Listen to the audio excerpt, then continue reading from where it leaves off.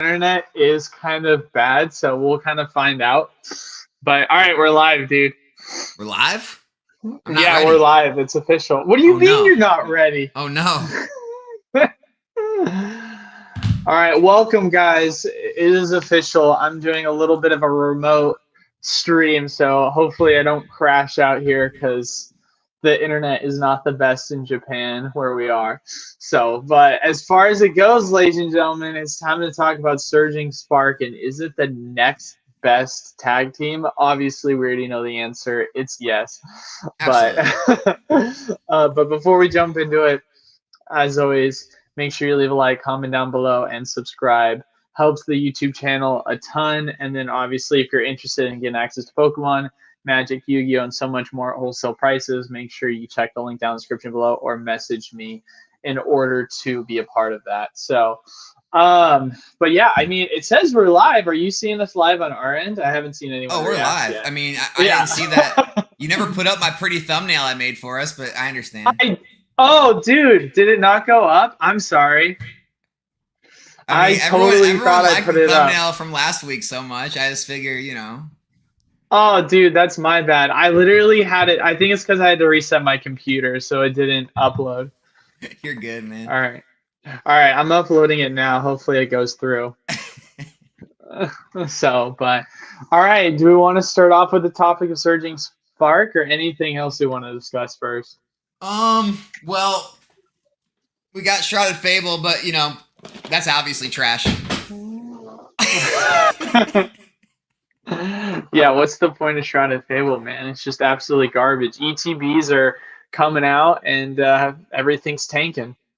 Obviously, that's how it is.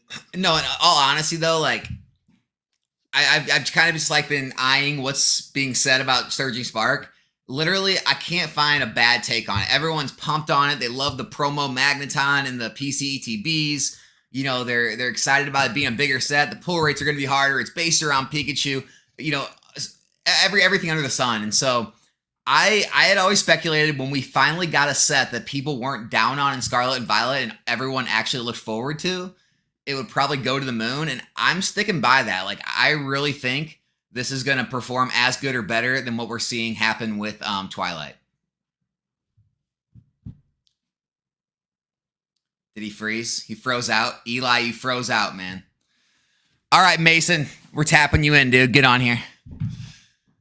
We got to get CNA games on here to tap in for Eli. I think that samurai behind him might have come to life and got him. Like, it might have froze, and then right afterwards, that samurai just took him. So, sorry, guys. You just got me. Just got me. Unless he's just, like, really good at the staring contest and staying still. That's a little creepy, Eli. Just saying. Oh, no. Now we completely lost him. All right. I guess we're just going to jump right into chat.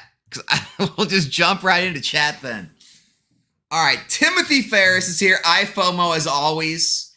We got Happy TCG chatting it up. Carmelo is in the house. What's up, man? Uh-oh. We got Tyranids. What's he talking? He's talking all kind of Surging Sparks to the moon. I like it. Oreo YouTube. What's going on, man? We got Tough Trainer K. All kinds of people. Obviously, Mason from the Cardinal Gaming, CNA Games himself. He's the multi-card store owner. The what do they call him? The not the whale. I'm spacing on the word. I'm spacing on the word right now. Jimbo Slice says it's One Piece night at Fenway Park. The pitcher has some OP cleats.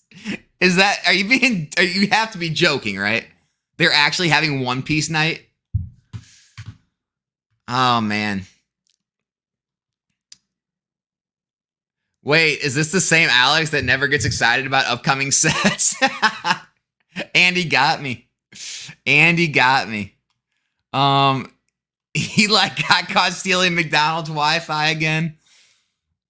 Alex, should I move cheap sleeve packs from Sword and Shield and save for upcoming sets? Wait, move into cheap sleeve packs? I don't know what you mean by that, Oreo. I'm not kidding. It's legit. They're actually having an OP night at Fenway. That's wild. Man, One Piece is really killing it.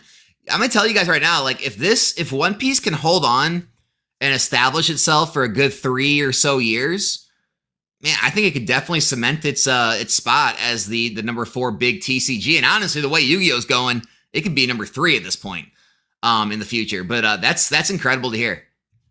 Surging Sparks has the best looking ETB, yet I think PC ETB is home run long term. Yeah, I mean, PC ETBs, they've been killing it in Scarlet and Violet. I mean, look at Obsidian Flames, Paldea Evolved, 151. The PC ETBs are doing very well. That stamp promo, a lot of those are very valuable in PSA 10s. And so I get it. Hold on a second. Let's see if I got a... All right, Eli said give him 2 seconds. He's getting back. No, I like the PC ETBs. Usually if I can pick, though, if it's like a mainline set and I can pick booster box or PC ETB, I'll stick with booster box. But I definitely did order PC ETBs at Surging Spark too, so full transparency. But guys, obviously, we make like joke thumbnails and the most ridiculous titles we can think of for that week. So no, we're not actually comparing Surging Spark to Team Up. But I do think it's a little outrageous people saying Surging Spark and then they're pointing to Vivid Voltage saying it could tank like this. I think it's closer to Team Up than it is Vivid Voltage because, you remember Team Up is actually, it's got Pikachu, Zekrom, like it's technically a Pikachu set. But no, we're not trying to compare it to that. We're just trying to have fun and make fun thumbnails, thumb titles. But, however, I will say this is the most positive I have seen the community around a Scarlet Violet era set since 151. 151 has kind of been it. Everything else has been kind of like, oh, okay, it's either trash or they don't really care. But after seeing Twilight Masquerade and how well it did, and just the rising across the entire era right now, and Scarlet Violet, picking up, I really do believe Surging Spark is going to come out of the gate hot. I think it's going to be hard to find. Eli can give his takes when he gets back on, but I'm just going to give you mine. I think it's going to be hard to find. I think streamers are going to eat it up because it's going to be open like crazy because it's a big set and the pull rates are already harder on these newer sets like Twilight. So it's going to be very hard to hit the hits and there's going to be just a ton of it opened. People who were sitting on the sideline previously are going to start moving in and buying more of it than they normally would because they saw what happened with Twilight and they don't want to miss out on those short-term gains. So they're going to be buying more. People like me are going to be buying more. And I just think it's going to get eaten up a lot faster than other sets have, even Twilight. And I would not be surprised to see these boxes around 130, 150 a few months after release. I mean, another thing it has going for it is getting released in November. That's right in the busy season, right in the holiday area. I mean, I just think it has so much going for it. For this set to come out of the gate and be lackluster, they're going to really have to screw it up. Like, they're going to have to screw it up in a massive way. If it's even somewhat decent, it's going to blast off. And so, again, you don't have to FOMO. It has no meaning of what it could mean long term. And we could have a reprint of it a year from now, and you could pick it up at, $100, $110 again. We don't know. But in the short term, I think there's definitely a short-term play if you can pre-order it at $88, $92, $95. If you can pick it up at release anywhere in the 80s, 90s, like $100, I think it's definitely going to be a pickup. Even if you don't want to hold it long term, I think it'll even be a play on it. And so, yeah, pretty bullish on Surging Spark. What are you guys thinking while we wait for Mr. Eli himself? What are you guys thinking? Let's see. Whoa, chat really picked up. I got to scroll way back. Oh my gosh. Jeez. Okay. I wasn't talking that long, was I? Did you guys just pick up chat out of nowhere? All right, let's see what I've been saying. Let's see. Maybe none of the Scarlet Violet will get a reprint and I'm missing out. I mean, it's unlikely none are going to get a reprint. It is likely at this point. Maybe some of the sets won't see reprints. Like, I think that's pretty likely. Maybe they all do, but we're not going to see none get a reprint. I don't think that's realistic. Three Friends has a store and told me the demand is skyrocketing more and more. Yeah, absolutely it is. Skyrocketing.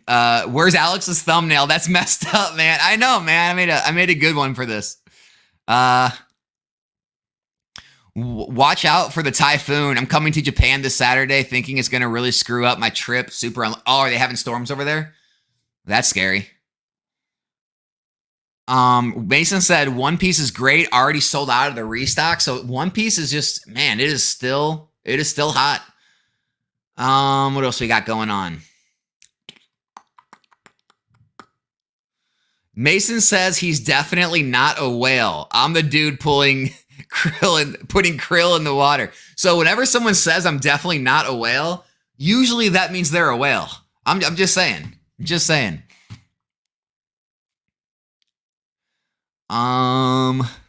What else we got going on? Latias and Latios W. I think it'll boost that team ups Latias alt. I mean, maybe. Nostalgianomics, can we talk about set identity? Surging Spark has a set identity. Speaking of set identity, I mean, we can joke about Shrouded Fable all we want. This has a great set identity. It's all like that darker, shadowy, Halloween type Pokemon for the most part. I actually really like the box, the art, the set identity. I like a lot of the cards, actually, like, a few of them. If Pokemon would have, I've said this before, if they would have made this set larger and threw in like 3 cards, if they would have threw in Gengar, Mimikyu, and maybe Umbreon, this set would be lightning. It would be going to the moon. But they just made it too small, not the greatest Pokemon, so. Jesus, Eli's back. Don't worry, I kept it running. I'm so sorry. Bro, the internet here is questionable. We'll just Guys, say you know what's worse? He's making me fly to Arizona tomorrow and keep his shop running for him, too. Dude, and I'm making him do it for free. It's crazy. I can't believe you agreed, but I guess we're just that good of friends. Times are slow, man. Times are tough, Yeah, right. So I connected to the secondary internet, which I was informed was faster. So hopefully this should be better. And if that one disconnects, then the first one should reconnect. So it's going to be a fun time. We'll kind of see, but it already looks better on my end, at least. Yeah. But all right, what did I miss? What did we just fill people in on? Nothing, man. I'm just giving my take on Surging Spark. I mean, obviously we were trolling with the thumbnail a little bit in the title, but like, I mean, maybe I see it being probably one of the fastest growing sets in Scarlet Violet era, next to Twilight, honestly.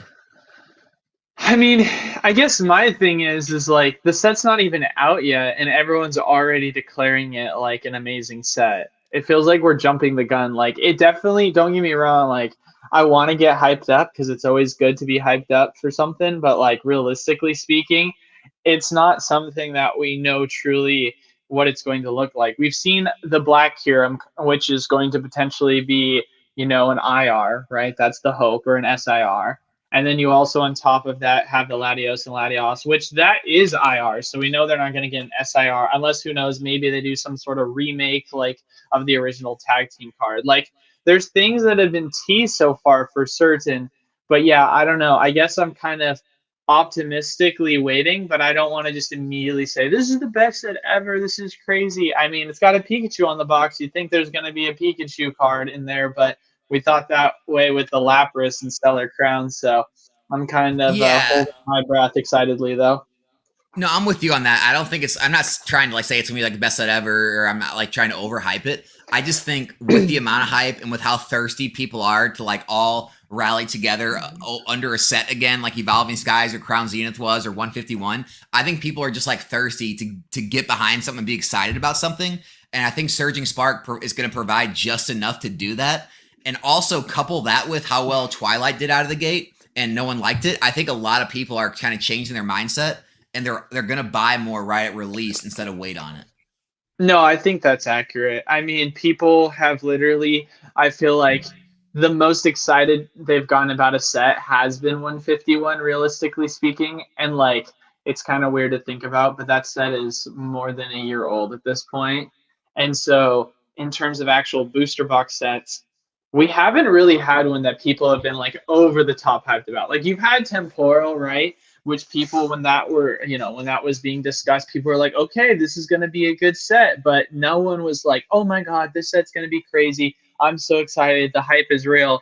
Whereas this is kind of like what we're seeing right now with Surging, where people are like seeing what the set could be, and everyone's immediately jumping the gun because they're just so antsy to find something to get hyped about in the hobby, because it feels like been a while. Yeah, and I see people in the chat like talking about Eli being the voice of reason, or are we jumping the gun? And I guess, like, I something rephrase, right? I'm not trying to overhype people or be unrealistic. What I'm saying is, let's hypothetically say we get similar print runs to what we've seen with like Twilight, Temporal, right? So similar print runs, and Pokemon doesn't completely drop the ball. It's at least a decent set, meaning as good or better than Twilight, Temporal, whatever. And everyone's already this hyped, already pre-ordering more than before. And it's a large set, which is, it's going to be a larger set, meaning it's going to be harder to pull the cards that you actually want. That means it's going to be ripped in mass. It's going to be harder to find because more people are buying it, more people are ripping it. And that initial hype, I just think there's enough going for it. It doesn't have to blow everyone's socks off and be the next Evolving Skies team up for it to do extremely well out of the gate and hit those 130, 140, 150 marks pretty quickly. So Jimbo Slice brings up, I feel like, a good question. Do you think pre-ordering without knowing the full contents is dumb? Should we wait? See, here's the problem, I guess, with the current landscape of the market. If everything follows what Twilight is doing currently, and we see that with Stellar Crown, you may not have an option, which is the biggest concern here, right? It could be a good or a bad thing depending upon how you look at it. But realistically speaking, Twilight Masquerade out the gate performed really well and was unavailable on the majority of distributors at the original wholesale price. Sure, there was still access to get it at like certain distros at like that $95, $50, $96 price point, but like the price point that we were pre-ordering it for, significantly cheaper, became unavailable. And that became prevalent as well with the supply that you started to see of the booster boxes on the market as the price just continued to rise. I mean, right now we're seeing Twilight, if I'm correct, at like I think it's at like 135 at this point, almost pushing 140. And so if you see that same thing happen with Stellar and then leading into Surging out of all sets, you're going to have like a huge amount of FOMO kind of lead into the actual market with new set releases, and people now being like, okay, well, before I was like waiting off to see whether I want to get the set or not, but now I don't have a chance to even decide before it makes sense, right? And that's not the only thing. that, like on eBay, the lowest Twilight Masquerade case now is $900. It's like $898 or something. So we're already seeing case premiums on it. The cases are disappearing. They're still cheaper on TCG Player. You can still find them in like the lower mid 800s, but they're selling on eBay in those like high 8s now. Look up for me. When is the next set come out for Japan? It's the first week of September, if I'm correct, right? That's going to reveal some of the cards for our Surging Spark. You lost me when you said Japan. I don't know. Get out of here. You know what I mean. Hold on. We got to see some of the reveals because that's going to be in our set, obviously, or at least the assumption is the majority of it is. So I want to kind of see if we can time up around waiting for some people that are hesitant. I think what makes it harder, though, is for like people in the wholesale program. Obviously, you've got deadlines that you got to hit in terms of when final numbers are put in, but I don't even know if those deadlines are that crazy. I think we still got like at least a week and a half, 2 weeks before we are cut off. Well, the Paradise Dragona's this set, right? Yes, that's going to be a part of it. And so you're wanting me to look up what when that comes out. Oh, when it comes out? Yeah.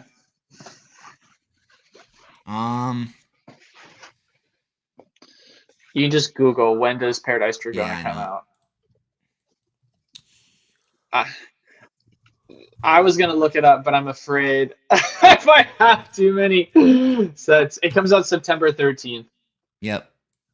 So, yeah. So my thing is like, I'll have to check the sheet. Hopefully nothing crashes. But as far as it goes, like, in my mind, if you can wait until we start to see teases for the set, then go for it. Like, that's kind of how I would want to see, at least with the Paradise Dragona, right? Because I know at least for the wholesale program, and I assume it's going to be like this for a lot of people, the allocation deadline is on the 8th of next month. So like realistically speaking, there's going to be a lot of people that are not going to know, including myself, of like, hey, is this set going to be great? So I'm going to have to pull the trigger blindly and kind of take into consideration what the anticipation is going to lead to. But ultimately, at the end of the day, if you're someone that's not in that position and you're like, all right, I should hold off, well, then I think you should probably do so by the time that the set is actually revealed. And realistically speaking, one thing that's super duper weird in the hobby, and who knows because the hobby constantly changed, but when there was actual reveals for cards when EV Heroes came out, you didn't see an immediate price jump. So it's entirely possible where you could see the cards get released, the hype is more, but the prices don't just all of a sudden run up. I'm not saying that's 100% guaranteed, but it didn't happen with Evolving Skies. When Evolving first came out, the price stayed the same. So it's entirely possible that that might be an alternative option if you want to kind of be patient. It's not like it's going to really kill you to be patient in that regard. I'll give my take. If it were me, I'd roll the dice and buy it. I mean, of course, like it makes sense, like, but I guess I'm trying to still let people know, like, you don't have to go crazy all in on a set that you don't know. You know? No, I'm just saying if you're thinking about like buying it or not, like buying a case or whatever or not, like I just think if like someone put a gun to your head and said you have to choose one way or the other, is it gonna be great or fail? Like I think you have a better chance that it's gonna do well than it's like gonna drop to like less than distributor cost. I mean, I think it makes sense to buy into the set early. No, I agree. It's a safe. It's definitely. I mean, here's the things you have to consider. Obviously, I am giving the cautious take, but let's talk about the optimistic take, right? We know that if we're following the same pattern of what Twilight's shown, along with Shrouded and these other sets, the pull rates have become more difficult, right? And we saw the Greninja run up like crazy in price. The anticipation is there's going to be some sort of chase card within this set, and if the pull rates stay the same, I don't know if we got confirmation yet on how many IRs are going to be in the set, but obviously this is going to be a bigger set than what Stellar is. And so the expectations that a lot of these singles are going to be worth more because it's not going to just be 11, 12 IRs. There's going to be at least over 20. So my kind of belief in that is you're going to see single prices much more expensive. We'll see what that means for the SIRs, obviously, and how many of those are going to be revealed. But it kind of has me to believe that it's entirely possible that you're going to have a scarcity run up in one of the cards that could end up being ultimately extremely expensive. And so that's where the kind of optimism behind the set will continue to grow regardless of the final reveals, because as we all saw with Twilight Masquerade, there was a lot of sentiment regarding the success of the set, and I was obviously one of the people that was on that boat and looking at it and thinking it wasn't going to perform as well as it currently is. But obviously the Greninja changed that mindset. Yeah. No, I'm with you. I mean, yeah, sounds good to me. Yeah. So, but I don't know if you did talk about Shrouded, but have you talked about how things have been going so far with the release of the ETBs? Yeah, I mean, at least from my end, everything I know, like, I'm not. It doesn't seem to be that sought after, that loved. I mean, you can see the price just like absolutely tank on TCG Player and eBay. I think the ETBs are going for like the mid 300s for a case, maybe high 30s for an ETB. And I think it just has a couple things going against it. Obviously, the botched release of getting the cards and some products before the main ETBs and everything, which hurt. I think it's also the fact that the set's just too small and there's not enough like major chase cards that people actually want. When you were gone, I said if they just threw in like a Gengar, Mimikyu, and like Umbreon, it would go with the theme of the set. I think the theme's great. It's a great theme set. They need some bigger Pokemon hits in there than what they put in there. The Cassiopeia and the Okidogi, and they can't carry the set. Like the Persian and the Houndoom are cool. There's not enough in there. And I think because of that, it's just it's going to struggle. Well, what doesn't make any sense to me is like you've got your two most popular cards in the set as promos.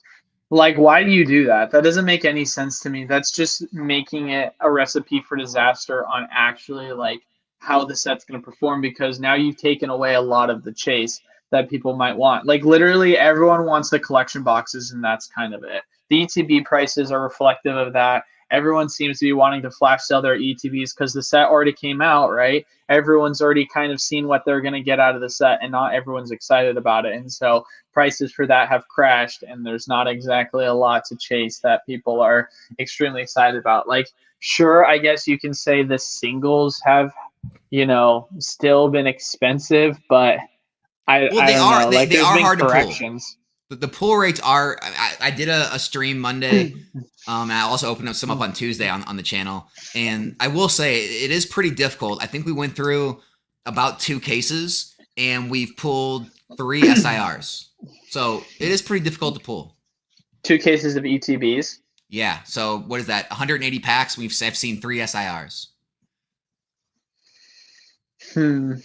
Yeah. So, it's relatively difficult to pull. So I think that alone will help the price of cards. Also, no Houndoom yet. I pulled 2 Persians, no Houndoom.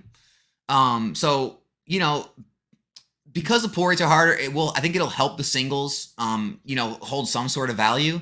But as far as the set overall as a whole, I don't know, man. It just seems like it's gonna be like I don't want to say like a Pokemon Go level, but like a Shining Fates level set. Dang, dude. It's not as hated as Pokemon Go, but maybe like Shining Fates level. I don't know. Does that mean the set's going to perform really well long term? Actually, not even Shining Fates. Shining Fates is better. Like it's between Pokemon Go and I don't know. It's better than Pokemon Go, but not much better than anything else. I think that's comparable. Because like Shining Fates at least had some items that it could mature with the Mewtwo. I mean, if you really think about it, it is kind of crazy to think about how Shining Fates was hated, because there's so many good cards in Shining Fates. And now, I don't think it's hated. I think it just got oversupplied. Dude, when it first came out, it was hated. No one liked it. It was sitting on shelves on like rollback. I'm talking like 30 bucks. Well, you know why, right? Well, a lot of it was the negative sentiment around the set. People were just not interested. Because they had that late reprint of Hidden Fates, and then Shining Fates wasn't too long after, and it just felt like a cheap knockoff. Shining Fates came out way before Hidden Fates. What? Shining Fates was the 3rd set in the Sun and Moon era, and Hidden Fates was the 2nd to last set. No, Shining Fates is Sword and Shield. Oh, I'm so dumb. Shining Legends. Yeah. Sorry, I was talking about Shining Legends. Oh no, I'm talking about Shining Fates. So like Hidden Fates had that late reprint, and then Shining Fates came out soon thereafter. It's so dumb. Shining Fates, Shining Legends. Yeah, they all got all the Shining sets. My bad. So I think obviously like Shining Fates pales in comparison to Hidden Fates, and so like that made it hard on it. Sorry, I was talking about Shining Legends. So everything I said was in reference to Shining Legends. Yeah, I think I don't know. I think it's comparable to Shining Fates. I think that's right around comparability.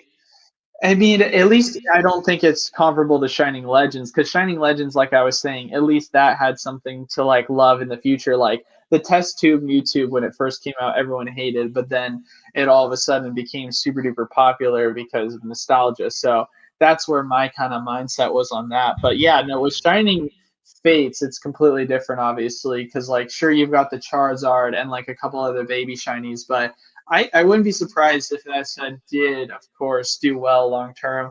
It's just one of those things where right now everything is super duper cheap, and so there's not like a crazy chase. But the minute that set starts to get older and prices on the singles start to go up, then I feel like people are going to look at that set entirely differently. Because at the end of the day, right, like when I have people come into the shop, they love opening Paldea and Fates, but one of the reasons why is because they feel like there's a chase because a lot of the cards values, whereas you're not really seeing that with Shining Fates, you know? Yeah, man. I mean, I don't have that high hopes for this set. I mean, you know, I have a lot of it, so I'm talking against myself. I mean, I ordered 10 cases from you, and I know we won't open that much on streams, but you know, like I said, everything I say in these streams, I do myself. Like, and you know, people can disagree with it, but you know, just like I just said about the whole Surging Spark, it's like I think the risk of buying in early and just buying every set is less than the risk of not buying in Pokemon, especially if you're buying at 88, 90, 91 a box. Because, you know, I know we had the Fusion Strike Chilling Reign situation. I know, you know, when Scarlet Violet first came out, we had the base set, you know, drop to in the 80s. But, you know, Pokemon's fixed the print runs. The era's stronger. Things are strong. People are moving on from Sword and Shield to Scarlet and Violet, and just all the market momentum moving into the holiday season. There's nothing that like turns me off or scares me away from buying right now at those pre-release prices. I think it's really hard to lose right now buying in at that price. So Yeah. I mean, that's the thing. I feel like people forget the context of where we were like just a year and a half, 2 years ago. And you know what's funny to think about, Alex, is like COVID feels like it wasn't that long ago, but also at the same time, there's a lot of people that are still just getting into the hobby that are watching our content. So I always have to take that into consideration because people don't realize like how it was during COVID. There's a lot of you guys that have been with us forever now, and so you guys know how COVID was. But like when you look at the prices now and what booster boxes are, sure the MSRP and the wholesale price is more expensive, but in the grand scheme of things, like compared to what you could get boxes for compared to the wholesale price of what it was back then, it is way more affordable now than ever, and you don't really need to be greedy in the same context. yeah, no, it's 100% true, dude. It's crazy how fast things can change. Like, you know what? Like Rudy always says, Alpha Investments. How he says like the average like person in the hobby is what like 18 months or something. Like 12 to 24 months is your average person like that stays in the hobby. And honestly, now that I've been on YouTube for like 2 to 3 years, I'm starting to realize that like a lot of the people that used to comment on my videos or that used to like I used to interact with, you don't see the same names, and now it's like a whole slew of different names now and different faces, and there's a few of like the OGs that stay around like us, but you really see how the hobby turns over and there's constant new faces. I mean, maybe it's just me because of like the financial aspect of the business, but like, I don't know. It's one of those weird things where like I get the burnout, right? Like I've taken breaks within my hobby collecting back in like the XY eras when I really took a break. But realistically speaking, like I feel like for me, I haven't been even close to a burnout. Maybe it's because I have my own business surrounding it, but there is something exciting about the investability aspect of the space because even if I'm not the most excited for a certain set from a collecting aspect, there's always going to be an investing opportunity outside of what the newest set is that is going to excite me because I can just collect. It's not like I have to be like, all right, this is the newest set. I have to get into it. I have to be hyped about it. It's like, no, dude, if I think that set is kind of like not my favorite, I can go back and like collect other sets that are older or collect other sets that are more recent that I like more or invest in certain other sets. Like, I don't know. I feel like I'm able to kind of take advantage of that. Now it'd be different if there had been like a dry spell where like there wasn't a single set that they've come out with that I haven't enjoyed to at least rip. But I mean, for the most part, it has been enjoyable to open 151 and Twilight and even Paradox, in my opinion. Yeah, I mean, I think right now Paradox is one of the better sets to open, along with 151, Paldea, Twilight. Like, I mean, Paradox is definitely undervalued in my opinion. Dude, I'm telling you, I mean, we already know this, but like when the Roaring Moon inevitably goes up in value, people are going to look at Paradox as a completely different set and be like, man, I was people sleeping on this set. Because you already have really good like cards that you can pull within the set for IRs. And then on top of that, there is a competitive playability to it so that if you're trying to open packs and like not lose your butt on it, you can pull competitive cards that are going to help lower your overall cost of opening. So it's like it's one of those sets that is going to give you an immense amount of value opening and make it to where you're not losing. Yeah, it's not like all or nothing, right? Like Yeah. I can still get some cards that I would usually, see for like $1 in another set, but are worth like $9 or $10. And all of a sudden, it's now saved me some money because I pulled a regular EX card that's going to help bring the cost of loss down. And then on top of that, I'm still chasing some expensive cards that are going for over $50. Yeah, it's not the Greninja, but like realistically speaking, what are your odds that you're actually going to pull the Greninja, especially considering the Twilight cost of boosters? Yeah, you know what Corey said in the chat, like this is a good question. Like, do you think Pokemon is purposely holding off on reprints to keep the price of the boxes higher and get them closer to retail? And also, I guess to add on to that, man, like as long as you've been in the hobby and had a store and had distribution, have you seen it go this long without any reprints? Oh, 100%. Oh, big Okay. time. Oh, way longer. Yeah, no, Really? I mean, oh yeah. Well, you have to think about it. When you had the like whole print of Chilling Reign, Fusion Strike, Evolving Skies, Battle Styles. Like there's this huge reprint that happened during the end of 2021. And realistically speaking, like prices tanked, right? But Evolving Skies started to run up in price. And although we got a very, very, very tiny reprint for Evolving Skies, there was anticipation during that holiday season that there was going to be a lot more product that was going to be reprinted. The anticipation was like, all right, we're going to get a bunch of reprints for, these Sword and Shield era sets that are finally coming up in price. Never happened, right? Literally, the only thing we got during the holidays was just basically people flash selling product that were finally going up in value to where they were not going to lose their bottom on it. And then the Charizard Ultra Premium Collection. And the kind of speculation as to why that happened was because this was during the time in which we were transitioning over on the back half of the Sword and Shield era with the yellow border cards to the silver border cards. And so you didn't see there was like a long stint where you basically were like, all right, we got our reprints in December 2021. Other than that small reprint for Evolving, we didn't get any significant reprint until literally the following end of that next year. Like, significantly speaking, because Astral and Brilliant, although we did get like a small reprint for that going in to like May of 2022, it wasn't that crazy big in the same way as the Lost Origin and Silver Tempest one was. And so for me, it's like that is or sorry, 2023, my bad. So if you really think about it from that time frame perspective, that's over a year and a half to 2 years of no significantly large reprints for booster boxes. So for me, I feel like people just need to wait till the holiday season. We're not in the same instance where we're switching from yellow to silver borders, so I don't anticipate that to happen again. So I'm just kind of waiting for us to hit October, November. I guess we'll see. I mean, I don't know, man. The longer we go, I think it seems so less and less likely that we're gonna see major reprints for every set. Like, where are we at now? We're at this will be so Stellar Crown 7, Surging Sparks can be set 8, and then you add in the 3 specialty sets of Shrouded Fable 151 and Paldean, and that's 11 sets. We've seen reprints, you could say, for SV base. There's 10 sets. We're not gonna, I mean, they're gonna be printed, and I don't know, man. It just seems like a lot to go back and reprint all these sets.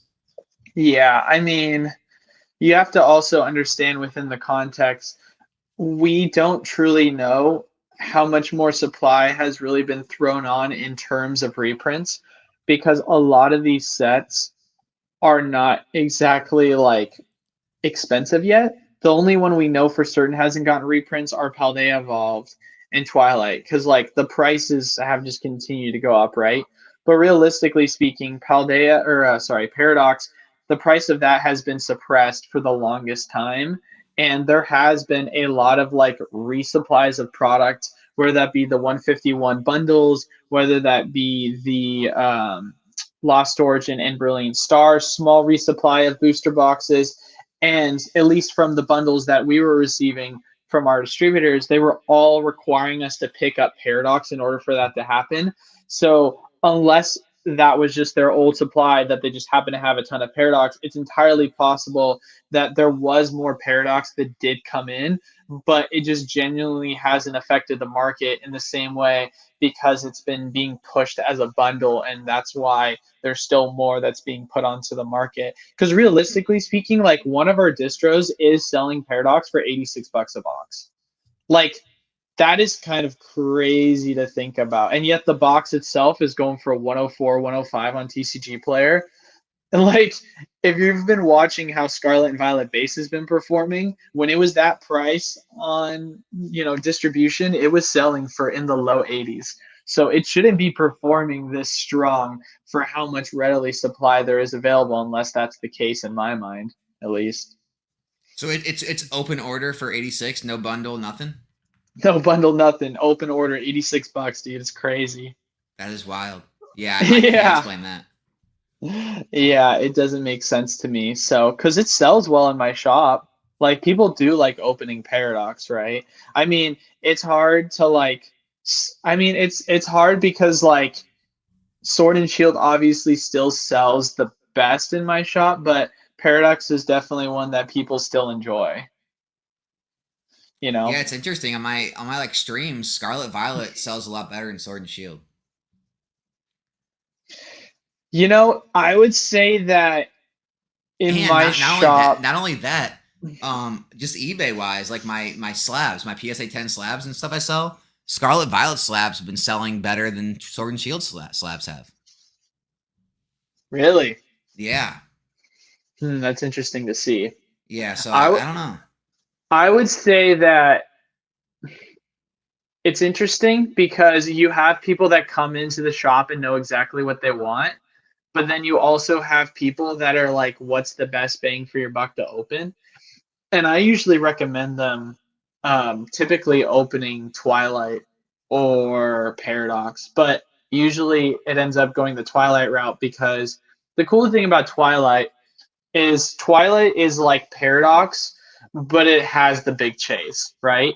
It has the competitively viable cards that you can pull, right? You can get the Teal Mask, which is going for $9 as a regular EX, and has the really good IRs that you can pull. Obviously, Paradox is the Groudon, but this one it's the Eevee. And then you obviously have the big chase with the Carmine and the Greninja. And that's realistically speaking what the Paradox is missing. If Paradox gets that same chase in the same regard value wise, then Paradox is seen as a completely different set. But because of that, Twilight is the complete package right now where you get the competitive, viable cards that you can help lower the cost. You get the really good IRs you can chase along with the SIRs that are going to be worth a ton of money. So that's what makes it just so fun to open right now for a lot of people. Yeah, I mean, I know like I mean, you could put a poll up. We could see how people vote. But like, I think given the opportunity, if someone said, "Hey, would you rather open a Paldea Evolve pack or a Silver Tempest pack, or would you rather open a Evolving Skies pack, or maybe not Evolving Skies, but like, say Fusion Strike pack or a 151 pack, like things that are similar price." I mean, a lot of people are picking the Scarlet Violet over, even if they're the same price right now, than some of the Sword and Shield sets, which is pretty telling. I think that it comes down to the fun of opening. I mean, at least for speaking for me, Stellar Crown, or sorry, not Stellar Crown, Silver Tempest. I do not like opening Silver Tempest. It is not fun to open. But you also have to think in the same context when comparing it, right? Like when I am opening Silver Tempest, at this point, most of the cards that I'm pulling are worth like a few bucks at most, right? But when I'm opening Paldea Evolved, there are cards that I can get pretty easily that are worth more than 10, 15, 20 bucks while also chasing a really expensive card. And the thing is, at least from my perspective, right, the pull rates for Paldea Evolved for me personally were much easier for SIRs, whereas like the alt art rate for silver is so much harder. And so for me, if I am chasing the Lugia and I end up hitting the Skunk Tank after opening 100 packs, like that hurts so much worse. Versus with SIRs, my odds are I'm going to hit SIRs really easily. And so I'm going to not be as upset if I don't hit the Iono immediately because it's going to be relatively easy for me to hit the other SIRs.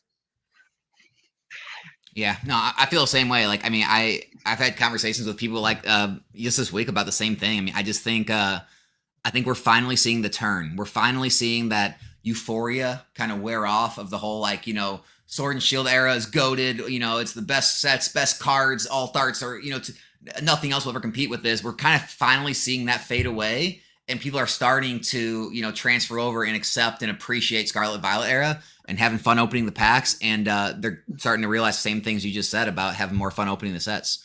And I think that's just Well, finally happening. and here's my thing, right? And this is going to sound like a really interesting statement, but like, you know where I am with Lost Origin, right? I love Lost Origin, huge believer of the set. However, with that being said, a lot of people look at Lost Origin and they look at Twilight Masquerade and they say to themselves, why would I want to go open Lost Origin when the packs are so much more compared to the price of Twilight packs, where comparably speaking, the price of the Greninja is at like around $300. Sure, obviously you got the Giratina that goes for more, but it's not to where it's that big of a difference in most people's eyes in terms of going after a chase. And then they look at every other card and what's possible for them to get within the sets past the Aerodactyl, right? Like you've got the Carmine that it's kind of funny to look, right? Because you've got Giratina that's more expensive than Greninja, but Greninja is still worth a lot. Then you've got the Aerodactyl that's more expensive than Carmine, but they're not like crazy far apart from one another. But you're paying such a significant premium for Lost Origins as a set. And then you also take into consideration all of the cool IRs you can pull, the competitively viable cards for Twilight, and then taking all of that into consideration, the massive price difference between the booster boxes. It's like people are coming to the shop and be like, why would I want to open Lost Origin when Twilight is in their minds as comparably equal as a set in terms of funness to open? You know, regardless of what you think of the characters, like the price comparison between the two, Twilight is making a much more compelling argument for a lot of people to open. Absolutely, all day. I mean, and you know, it goes back to the people that are against it. They're the ones that they don't agree with the pricing of the market. They don't agree with Greninja costing what it does, or they think Giratina is falling too much. It's undervalued now. Greninja's overvalued, and you know they like the 151 Pokemon like the Aerodactyl and the Pikachu trainer galleries over some of the new Pokemon or new waifus. And so it's just a difference of opinion. But if you look at like just take all emotions out of it, you look at the market value and the chances of pulling which cards, it obviously makes more sense to open Twilight right now. 100%. Someone asked the question, if they join the program right now, would they be able to pre-order Surging Spark?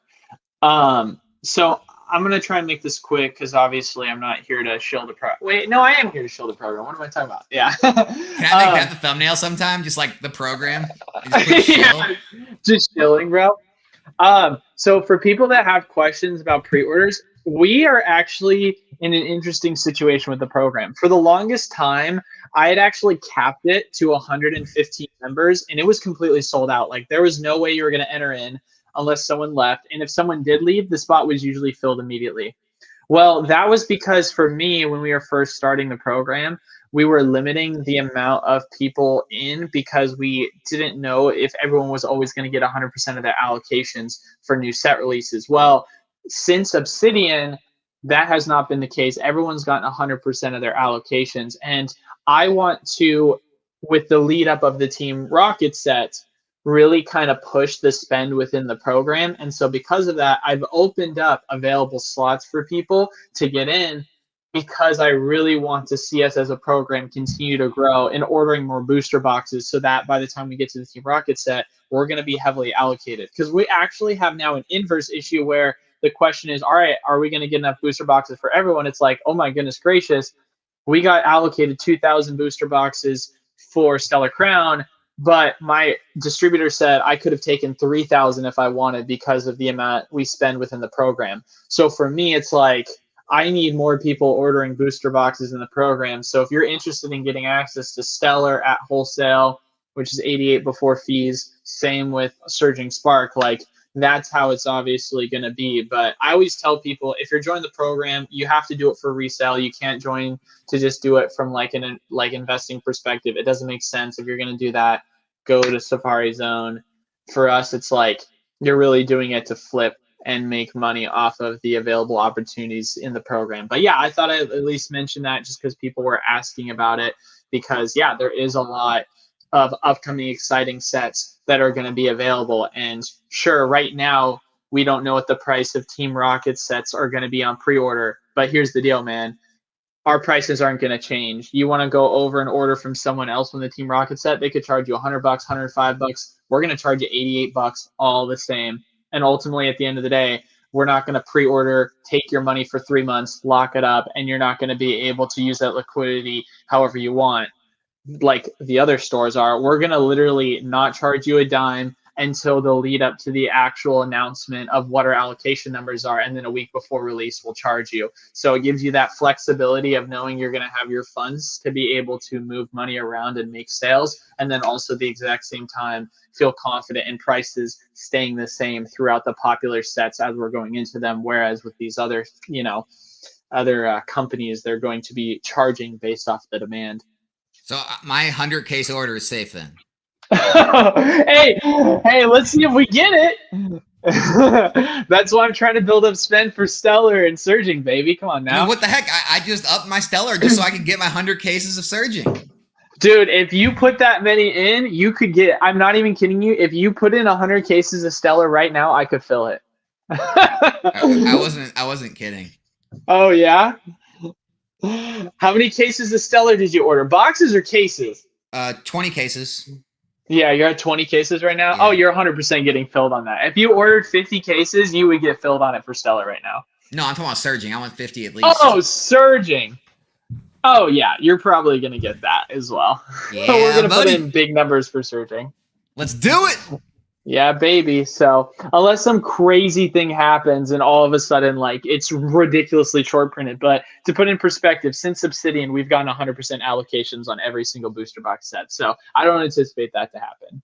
I feel pretty good about my odds over the past 2 years. But I'm excited, man. I'm finally getting excited. Like, we got that. We got other sets coming. We got like demand and holidays coming. Like, it's finally going to be. We're getting back to good times in the hobby. Yeah, I mean, there was a lot of hype, at least what was being shown on social media over Worlds. Like, there was the teaser for what we kind of already knew, but the teaser being finally shown. It definitely gave a lot of people excitement once you saw the R at the end of the promo saying, all right, this is it. Rocket's coming, baby. And also, just like markets and economies don't like uncertainty. So, like, once this whole presidential election gets over with, that's going to calm things down too and kind of bring, I think, bring more calmness to, like, not just the stock market, but everyone's kind of, I don't know. I just think things are going to calm down and be good going into the holidays and into next year. I definitely hope so, man. That's the one thing that I'm definitely the most nervous about because obviously, you probably heard about the whole jobs adjustment where there was 818,000 jobs that were reportedly being, reported improperly. We know what that means. And so for me, it's like that made me really nervous. And then you now are obviously talking about the Fed coming in with a quarter basis rate cut in the lead up to the election. It kind of makes me nervous because, like, obviously there's a lot of things that are kind of, from the looks of it, being propped up to make things seem like it's better than it actually is. And so I just get a little bit nervous going into the election of how things are, and I'm ready for things to calm down within that kind of market cycle. I feel like that's definitely how people are going to look at it, right? Like, obviously, whatever happens in the election, someone's always going to be upset. One side's going to be upset, the losing side. But at the end of the day, I feel like there is going to be at least a kind of deep breath of like, all right, we don't have to worry about like all the stress in the lead up to it because of all the craziness that's been going on this year alone. So I'm hoping that will prevail within the market in 2025. So, and who knows what that's going to mean for the housing market too. That's another thing to consider. Well, it's like a lot of things. Like, go back last year, like that was near the start of Scarlet Violets. Everyone was all freaked out about the new era, silver borders. There was too much supply. The prices were tanking. Like there was just a lot of, it was kind of coming off more of a bearish market, you could say, last year. And so, it just seems like the market's stronger. Things are more stable. Things look like they're picking up, and the quality of the sets are picking up into this holiday season. I don't know, man. Just like I could try to find things to be negative about, but it just seems pretty optimistic. Looking forward to the next 3 to 6 months, I think. Yeah. Poke Collector J says Eli Alex 2024 chains we can believe in. It's so funny. Wait, how are you again, Alex? It's like, what's funny too? It's like any president who runs either side, it's like you could just run on that every year. Change what? I don't know. It's everyone's runs on change. We're always going to change everything. You're early 30s, right? Yeah. Yeah, you're 31 or 34? 34. Yeah. Oh, you're a year away, dude. From what? That's when you're old, when you can run for president. Oh, crap. I didn't even think about that. That's wild. Yeah, dude. Yeah, you gotta be 35 to run for president. I'll be like Vivek. I think Vivek's really young, isn't he? He is. He's like, how old is he? He must be in his like mid 30s. Yeah. He ain't that old. Dude, I'm still 10 years away, brother. That's wild, man. I know. I got some time on me. You're in I can run. Japan, got your own samurai and everything. Yeah, dude. Yeah, I had to do it. I was like, bro, I gotta get a stream going with the samurai background. You just gotta do it. I'm glad the internet's doing well, though. We haven't had any issues, crossing fingers so far, but we've been going for about an hour since the beginning. So, but dude, Japan's nice though. I really like Kyoto the most. Kyoto's been pretty sweet. Same with Osaka. Uh, Have you hit any card Tokyo's shops? Oh, 100%. I've hit so many card shops, Have you and picked it's up any yet? honestly not from card shops. No, not really. Because like honestly, at least from what I've seen, this might sound disappointing, but like most of the card prices are actually going for more than what I can get in the States. And so for me, I look at that and I'm like, well, this is kind of like not that crazy. Like the only thing I've considered picking up is like obviously there's a ton of Japanese promos over here. And Yeah. so I'm like, oh man, I can pick up Japanese promos.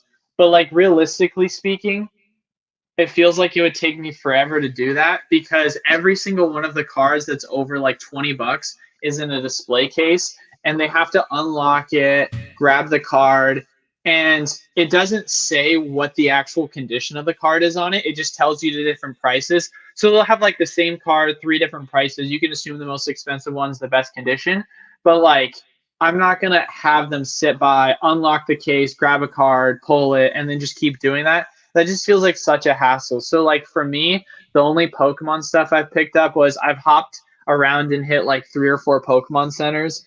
I've picked up a lot of the plushie promos that we're gonna use for like display piecing in the shop, and then I've picked up some of the booster boxes as well from Pokemon Center because Pokemon Center is actually just cheaper than most of the card shops out here in terms of getting sealed product.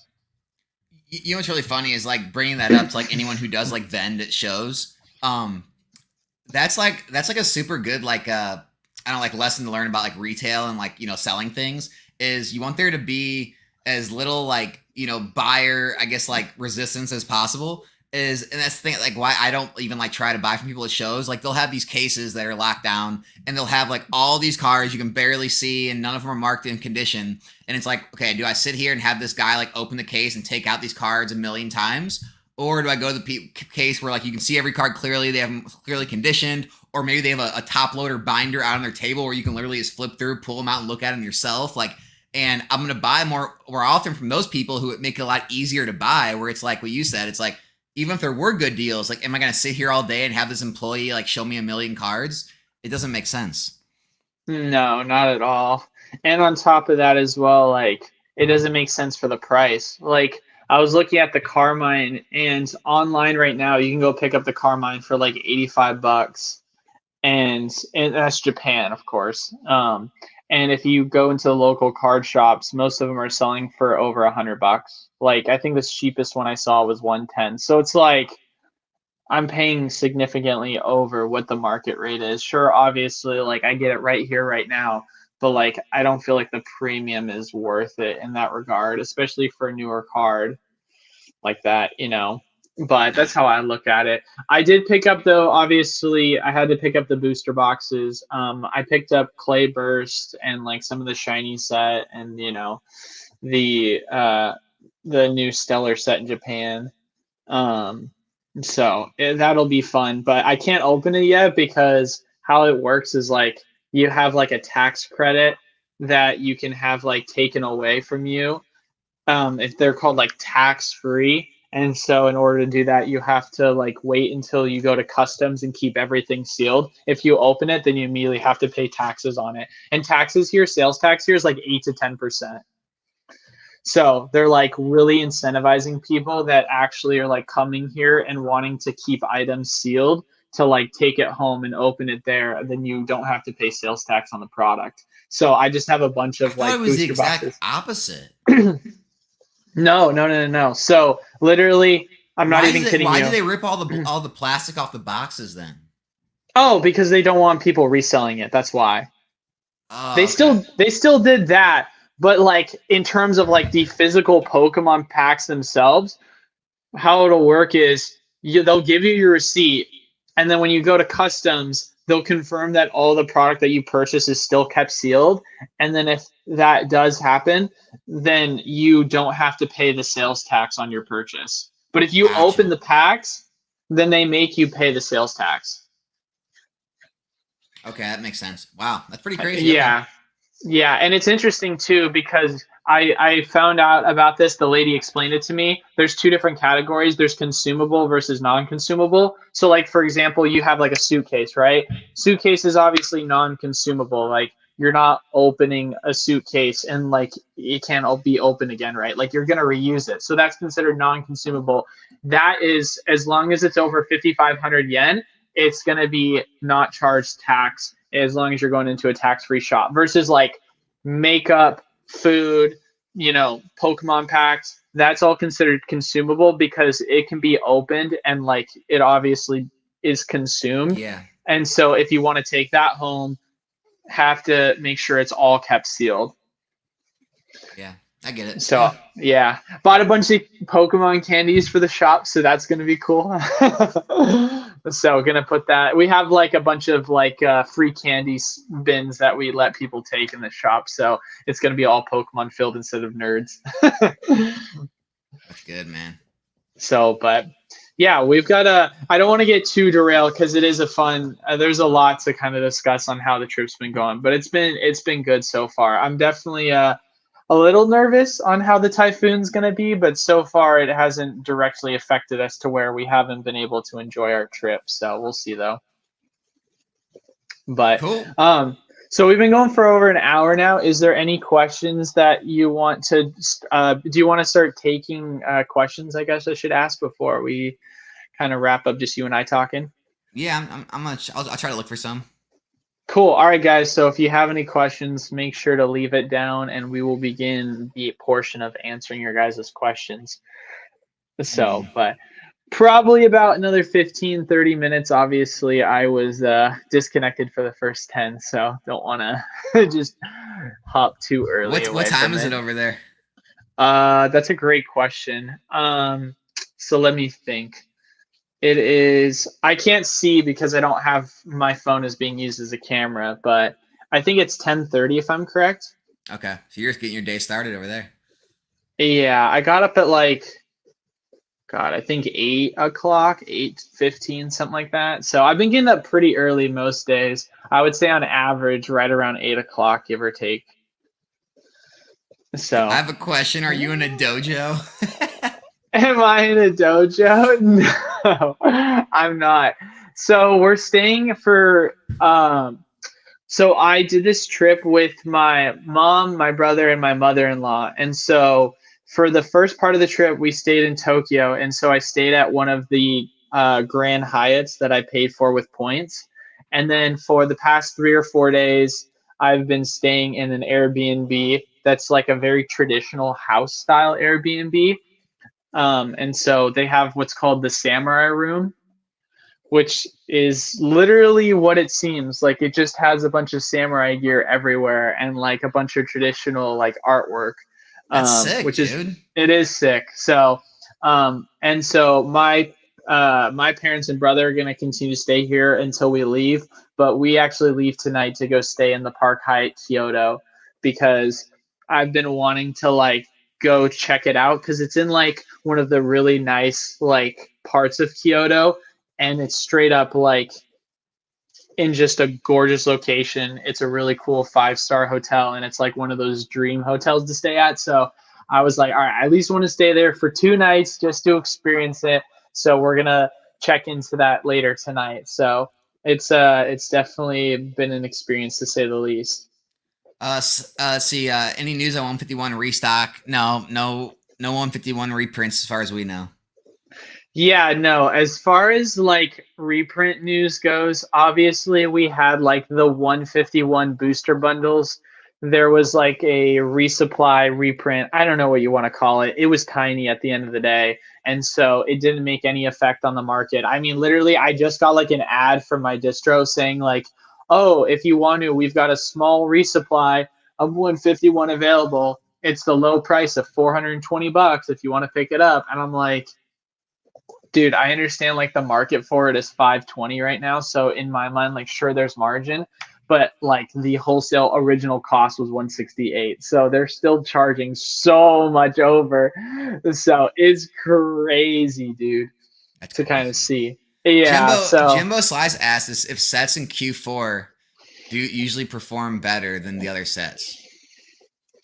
well, I don't know if I want to say like necessarily perform better, but you also how do I want to say this? The sets tend to be better. Like the Pokemon Company tends to plan it that the popular sets come out around the holiday season, right? Like if you literally look at the sets over the past like 5 or 6 years, you had obviously Crown Zenith in January for 2023, and then you had Lost Origin Silver Tempest, right? Going into like the holiday season, which when I say going into the holiday season, in my mind, that's like from September to like January, right? Going in from like fall into like the new year. And then, of course, you had the year prior to that, you had Brilliant Star, Evolving Skies, and Fusion Strike and Celebrations, right? And then you had this year, of course, you had 151 in September, and then going into what came out after 151? Was it Temporal, right? I Paradox. think Paradox. Was it Paradox? Yeah. Yeah, and then which, like I said, I still like Paradox. So you had 151 into Paradox, and so like for me, like that's just the past 3 years. You can go even deeper. I mean, Hidden Fates and Cosmic both came out during the holiday season. Um, I think Tag Team came up during the or Team Up came out during the holiday season, if I'm correct. I can't recall. So there's a lot of sets that they just like to push during the holiday season, more specifically.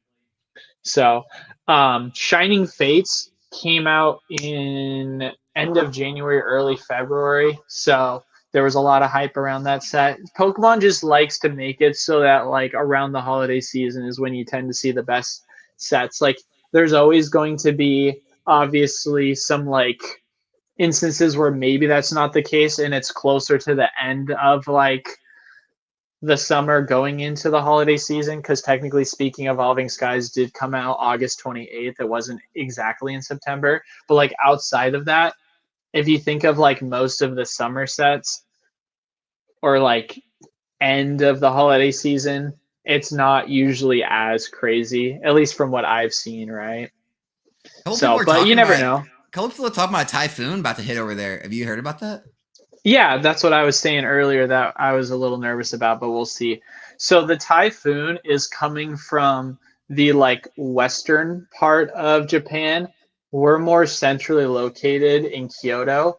Our flight is going to take off in Narita, which is pretty far north, closer to it's obviously in Tokyo. So I would like to believe by at that point it's not going to cause any major effect, but at this point I don't really know. So it's been raining this morning, but other than that, we've really not had any sort of issues with the weather. It's been pretty nice. There was Nice. like there was like 1 hour, I think like 2 days ago that it rained pretty heavily, but it actually was really nice because it brought the temperature down by like 10 degrees. So we just literally stayed inside for like an hour, then went back outside and continued our day.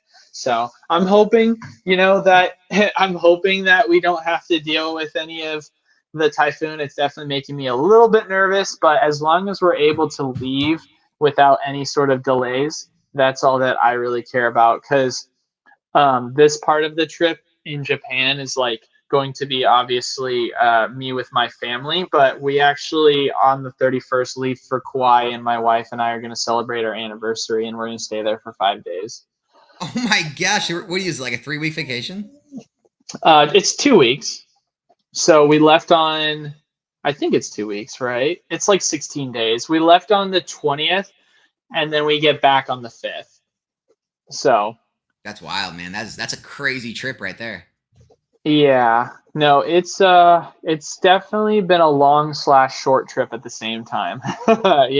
Which to be fair, I mean we're literally only halfway into it currently, right? We spent 5 days in Tokyo, we spent about 3 days in Kyoto, so we still got another couple of days of staying in Kyoto before we leave and then head off to Kauai. So But it's weird. It's weird because like I want to say it'll be nice to be back, but realistically speaking, I've gotten up every morning at, like I said, around 8 o'clock, and I usually work for the first couple hours of the day. So it's not like I haven't still been doing work stuff, but it's not like an all day event where I'm working like, 10 to 12 hours. I'm only working like 3 to 4, and then actively like on my phone, like responding to customers or checking in with my employees. But hey, man, since I've been gone, the shop's not been burned down and things seem to be cranking along. So that's what matters. That's amazing. You felt comfortable leaving it that long. That takes some trust right there.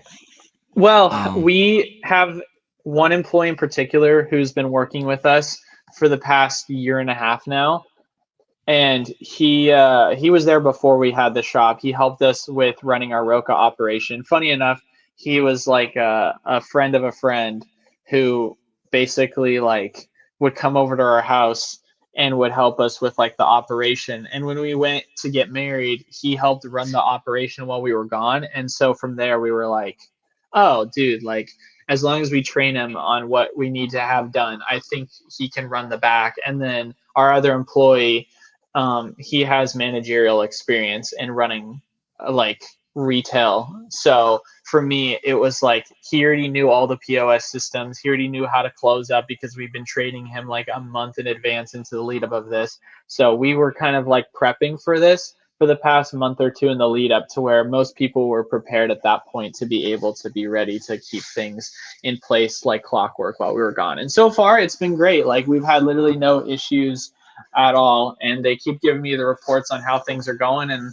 I'm looking at the sales and I'm like, all right, cool, things are happening still. Oh man, that's good to hear. That's good. Everything's still going smooth. I mean, I know I got my cases of Shrouded Fable while you were gone, so obviously they got those out. Yeah, right. Yeah, no. I don't know if I trust them with my Surging Spark though, so you better get back. You're like, they can, hey man, if it gets lost and you just put an insurance claim in, I'm not going to be mad for Shrouded, but Surging, you better get it going. I don't want the insurance. Yeah. I want the product. Yeah, right.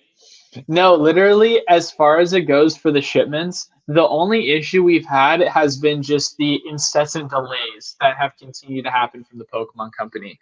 Like, literally, we just now, yesterday, got the 151 bundles shipped from our distributor to us. Because originally the bundles were supposed to come out the first week of August, and here we are now. So the delays on that have been crazy. So I'm still trying to get the 151 bundles out to people. And then as far as it goes with the ETBs, one of our distros had a delay on that. And what's even weirder too, like this is past just distribution issues. I've had now 4 or 5 packages that have been lost in transit by UPS and then refound in transit by UPS. So I've been having so many issues for some reason recently with like shipments from distro, shipments from UPS. Thankfully, everything has been resolved at this point. But it's annoying because like we had a customer reach out to me earlier saying like, hey, why did my package get delivered to a UPS access point? And I was like, I have no clue. I've never seen that. Or we had one person say that it literally said lost package in transit. I'm like, how do you lose the package in transit? Thankfully, they were able to locate it. But it's like weird stuff like that where I've literally never seen that before up until we had the CrowdStrike issue happen. That's kind of, at least from what my experience has been so far. So yeah, no, I get it. I don't know. There's been all kinds of crazy stuff with shipping. Like I've never had so many packages lost in a single year, like just from eBay shipments and things like that. I'm not even gonna get into the. You probably haven't heard or haven't seen my video. I went through a scamming event lately. So. Oh no! Really? Some credit card chargeback fraud going on. Oh, dude, that's the absolute worst. I'm sorry. Yeah, it's brutal. It's brutal, man. So damn, yeah, I'm sorry, brother. It's kind of a rough year for all that stuff. And what's funny is when I made the video, I had multiple people like from all different businesses like reach out to me saying this has been our worst year for credit card chargeback fraud. Like all different like businesses and industries, and they're just like, yeah, we've lost the X amount this year. We've lost this much. I'm just like, wow, it's really picking up, I guess. I know that's the big thing for me because like with the Wholesale program, we obviously only do Zelle and then PayPal friends and family. And we're literally in the beta testing stages right now for running the website. So we're going to start slowly inviting people over to like do stress testing. And like, I'm just trying to figure out how I want to go about charging people for stuff. Cause like, keep it friends and family, dude. Because I know this happened on my site. Yeah, I know. And that's the thing is like, we're going to have to probably make it ACH and not use credit cards because that is super scary. Like, I don't want to have to deal with that because at the end of the day, we're not making any money. So it's not one of these things where it's like, oh, yeah, like we're making margin on the product. So like we can eat it. It's like, no, we're literally paying costs on the product. So at the end of the day, we're going to get killed if someone charges us back. Like if someone charges back for like $3,000, like that hurts us so much. So it's definitely something that's scary. That's for sure. Yeah, I know it's messed up. Let's not jump to conclusions, Alex. I've never received a package from you. We can sort it out in court.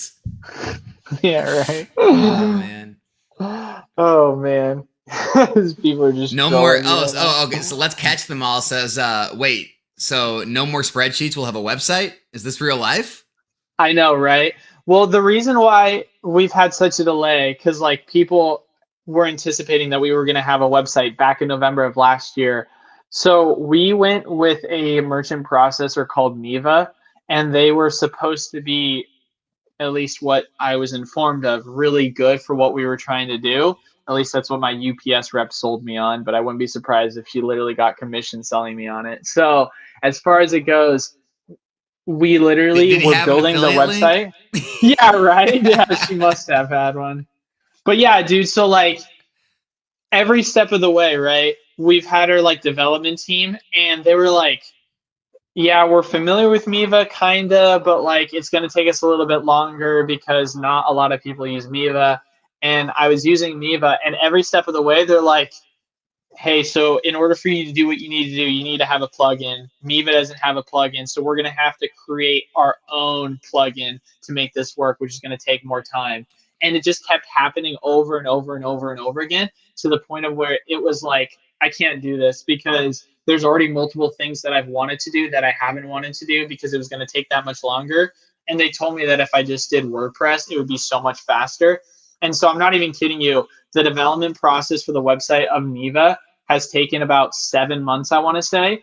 The process of the development for the WordPress site took like a month and a half. So like it's been ridiculously faster dealing with that. And so the only issue is currently speaking is that Miva, we were in a 1-year contract with them.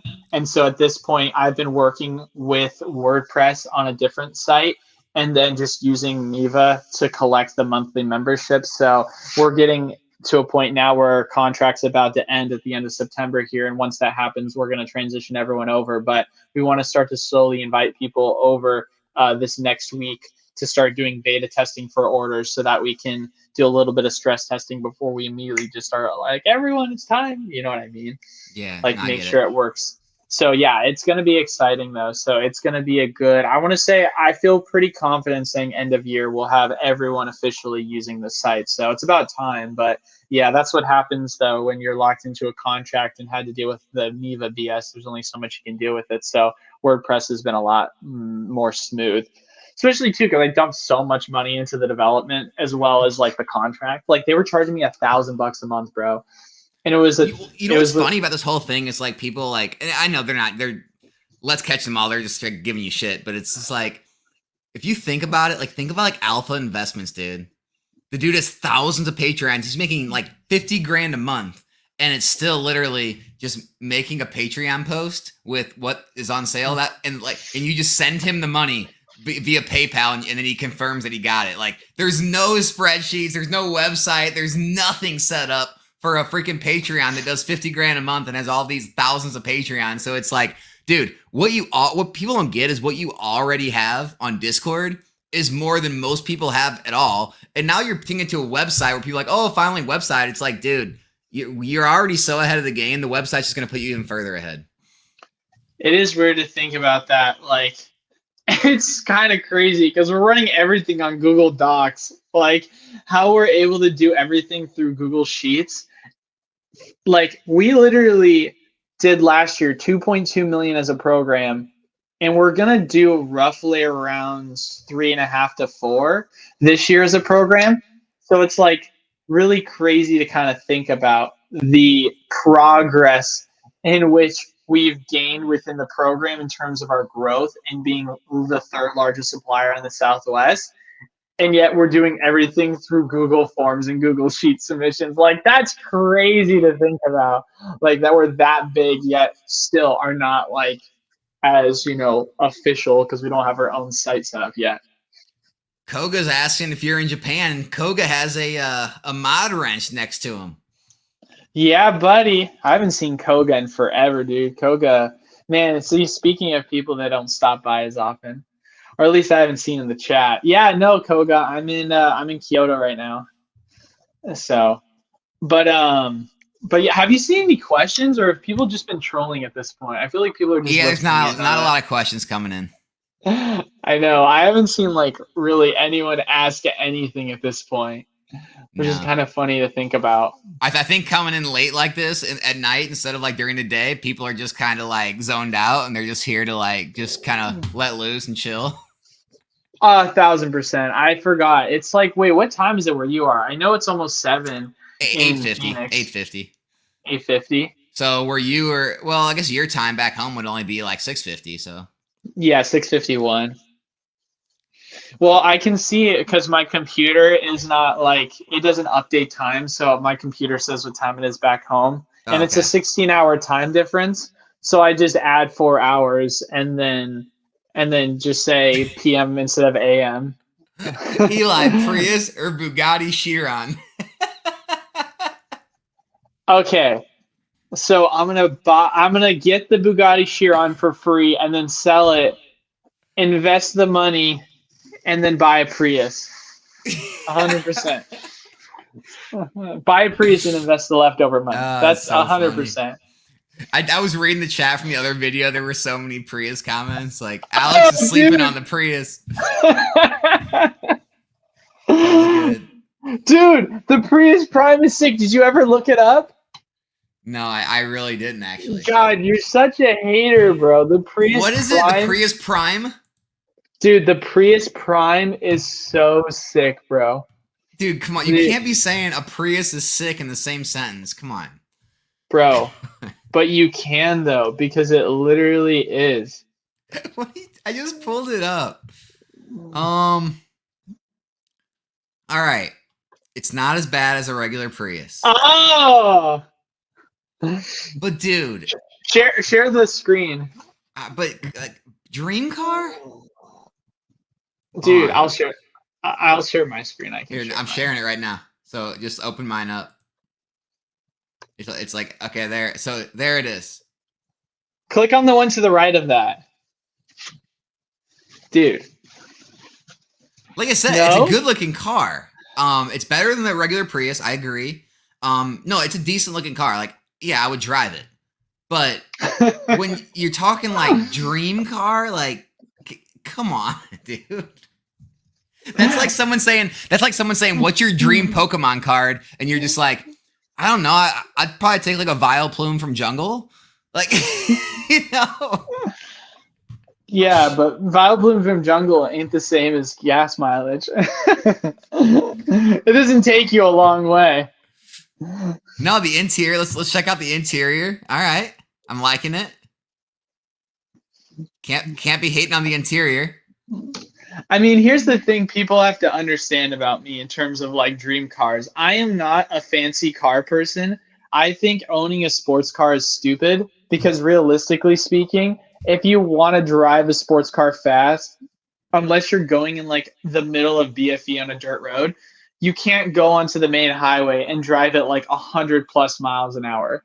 Like that's illegal. And so for me, I don't see the like enticing nature of having a sports car in that regard. So for me, if I really did care about having like a really expensive car, it would probably be some sort of like vintage classic car. But at the end of the day, I'm not a vintage classic car collector in the same regard. So it's hard for me to even tell you which one, like, I want a 1969 Chevy. Like, you know what I mean? Like, that's not my vibe. No, so it's easier for me to say like, hey, I like saving money, and Toyota is a great brand, and the Prius gets 140 miles to the gallon. And so that's a car I'd really like because it's going to save me a lot of money and it's very efficient. So that's kind of where my answer came from. Because like if I had a Bugatti, I would literally, if someone said, here's a Bugatti, Eli, I'm not even kidding you, I would just sell it. Like there would be no point of me having a Bugatti. It's literally just a depreciating liability at that point. Like if it gets hit, the insurance on it's insane. The cost of upkeep's insane. The like depreciation on the car. I guess that's what I guess like you're thinking about like the dream like I don't know like realistic car. Like I think like when someone says dream car, it's like you have unlimited funds. Like you have $100 million in the bank. You don't care about all these things, right? You know what I'm saying? Like you don't care about gas mileage or insurance. You're rich, right? Like people say it's a Porygon car. Hold on. Here's your chance. Put your salesman cap on. You ready? I'm here for it. Luigi, I've been on the fence about getting into the wholesale program for over a year now, Whoa. but I really want to do it. Then do it. What do you got to say, man? That's it? That's your sales pitch? Jordan Belfort this. I'm going to sell you this pen right here. You ready? And then I'm going to go to jail. But all right, real question. Do you think the Rocket set gym challenge style will affect trainer gallery cards from Sword and Shield? And is it time to pick more of them up?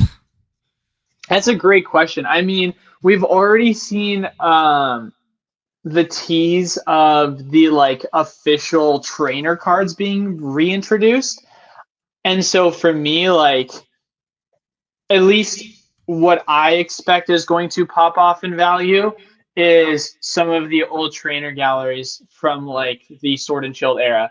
The Lord and like Zekrom card is still way too cheap. And considering they're going to make an actual trainer card of that, where it has like the trainer icon in the bottom right, I think it's going to be worth a ton more than what it is currently speaking. For what card? The Lord and Zekrom card. You know what I'm talking about? From Brilliant Stars. $2 one? Yeah. No, because what about the Cosmic Eclipse ones? Like the Well, no, you saw the reveal for like the N Reshiram card, right? Or was it Zekrom? I can't remember. Yeah. Well, it just has me to believe that people are going to get hyped up around just the Lord N cards. And so, yeah, I do think that those cards could go up as well. But the trainer gallery cards, I feel like it's inevitable at some point they're going to go up because that's kind of what we saw with Cosmic. Yeah, I made a video about that. I think any of those cards that have like the trainers in them, like obviously like the Umbreon and Sylveons from Brilliant Stars, definitely the N and the Zekrom, really just go through those last 4 trainer gallery sets, and any of the ones that have like the Pokemon and the trainer, like you know that the Mimikyu one, the obviously the Red's Pikachu, we got the Rayquaza VMAX, all that stuff. You know, Misty Starmie, the Starmie V. I think all of those are gonna get helped out from the trainer Pokemon coming back. Yeah, I feel like there's gonna be, in the same way in which I feel like when we get the new Pokemon game, Megas are gonna go crazy. I think this is what a lot of people aren't realizing is gonna happen. I'm just calling this now, right? Timestamp it. I'm gonna say it in the future. I told you also. We're going to get Mega Trainer cards and be ready for that. Mega Trainer? Be ready for that. What does that even mean? Well, you know, obviously, like you've got like Team Rocket Pokemon, and it'll say Giovanni's Persian, right? Or Giovanni's Meowth, and then it shows a picture in the bottom right of Giovanni. I'm saying that we're going to get those cards, but specifically Mega versions. Because obviously... I could see that. Okay. Yeah, because obviously you meant, like, we've already had... cards, Mega version. I'm like, how you would have a Mega Trainer? No, like a Mega Brock's Grit? No, we're going to have Mega Evolved Pokemon Trainer cards. So, I can see that. I think that's inevitable. Like it would be surprising if we didn't get that. I mean, we're inevitably going to get Mega cards, but I don't see why it wouldn't be Mega Trainer cards. So it makes sense to me at least. Hey, I'll respond to Poker Life and Trading. He said he left a Well, couple hold on comments.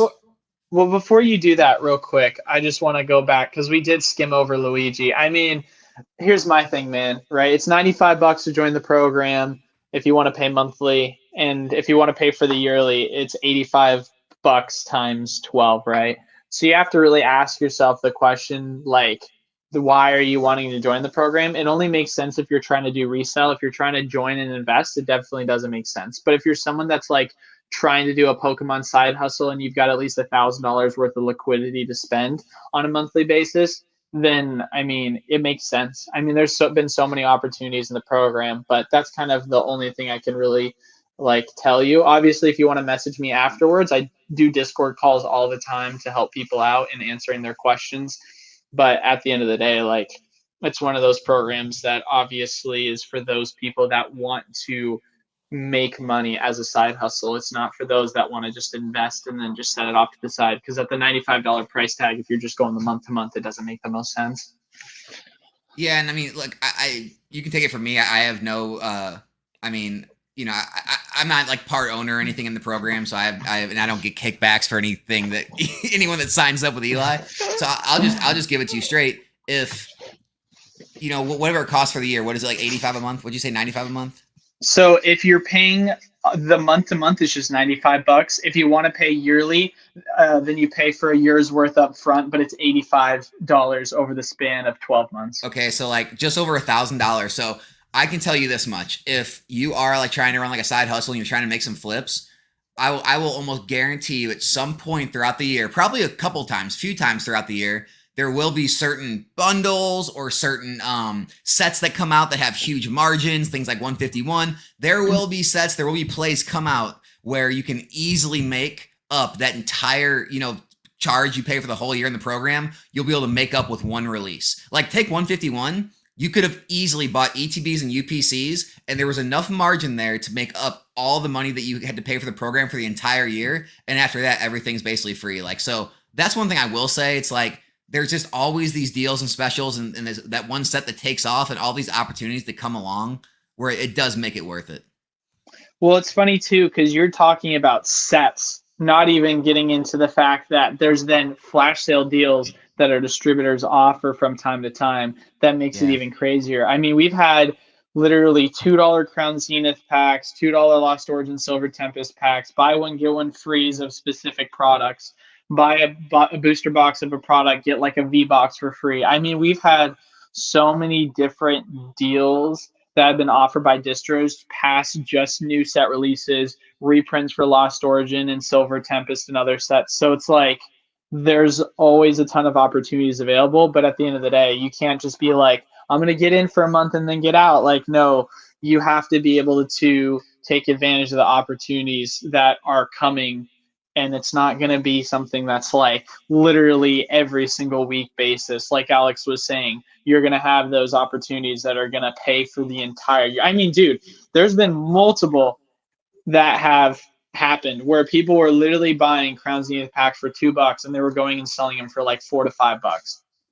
And like you just bought $100 worth and sold it at like $5. It paid for 1 month of the program. Like it was crazy. And you had some people that would literally come into the program, be like, I'm going to go month to month and see how it is. And then they got in at the right time when one of the deals happened. They straight up were able to now make $1,000 in 1 month and then be like, yeah, I'm just going to use that money that I just made, pay for the program for free. And then at this point, I might as well just stick around because I'm getting everything else as like free tendies. It's true. So no, so hey, you're responding to Poker Life and Trading. Hey man, like I see you said, like I wish you two would reply to the chat more often, and then you guys don't make an effort to talk to the chat. Dude, I went through. I don't see any questions from you at all. And we even scrolled through the chat looking for questions. Like everyone's just kind of chatting and hanging out. Like we try to answer every actual question that we see, but we're not like gonna sit here and like click through and respond to every comment. People are like having conversations or just throwing out random like comment. Like we try to answer every question if that's what you're asking. So sorry if we missed your question. Well, we have like a 45 minute to hour of us just talking, and then we literally tell people at the end of that we begin the phase of like answering your questions. Like we specify that on every single video. All right, so we've been talking for about 45 minutes to an hour now. Do you want to start taking people's questions? And then we go through all the questions that have been placed. So that's not accurate. We will answer your question if you put it there. Obviously, there are times in which we have a lot of questions, and so we can't get through all of them. But for the most part, we're usually able to churn through most of them. And like I said before, ask the question once we get to the question portion of the channel. Because if you like posed a question at the very beginning of the video, odds are we're not going to be able to scroll all the way back and see it. So if you have a question, like ask it now, we'd be more than happy to. Well, Jay Kim's got a stupid question. That's what he says. Stupid question. If someone calls out a single card investment play, is it a good in the graded version as well? If someone calls out a single card investment play, is it good in the graded version as well? I think that it's not. I think that when someone calls out a play, you have to take them both as separate. Because, like, at least for me, a perfect example of that is, like, the Glaceon VMAX card. I had someone in the shop sell it to us, and we bought it, like, we valued it at, like, $300, I think was the market value at the time. And for the PSA 10 card, it was going for $315, which just didn't make sense, right? Like, $15 difference for a 10 versus a raw, right? At that point, I would tell you to buy the 10, don't buy the raw. Completely different play, right? I wouldn't say, oh, because you're buying the 10, you should also buy the raw, right? Well, if you look at the price of the Glaceon now, the Glaceon is at, I think, like $330, $340 at this point.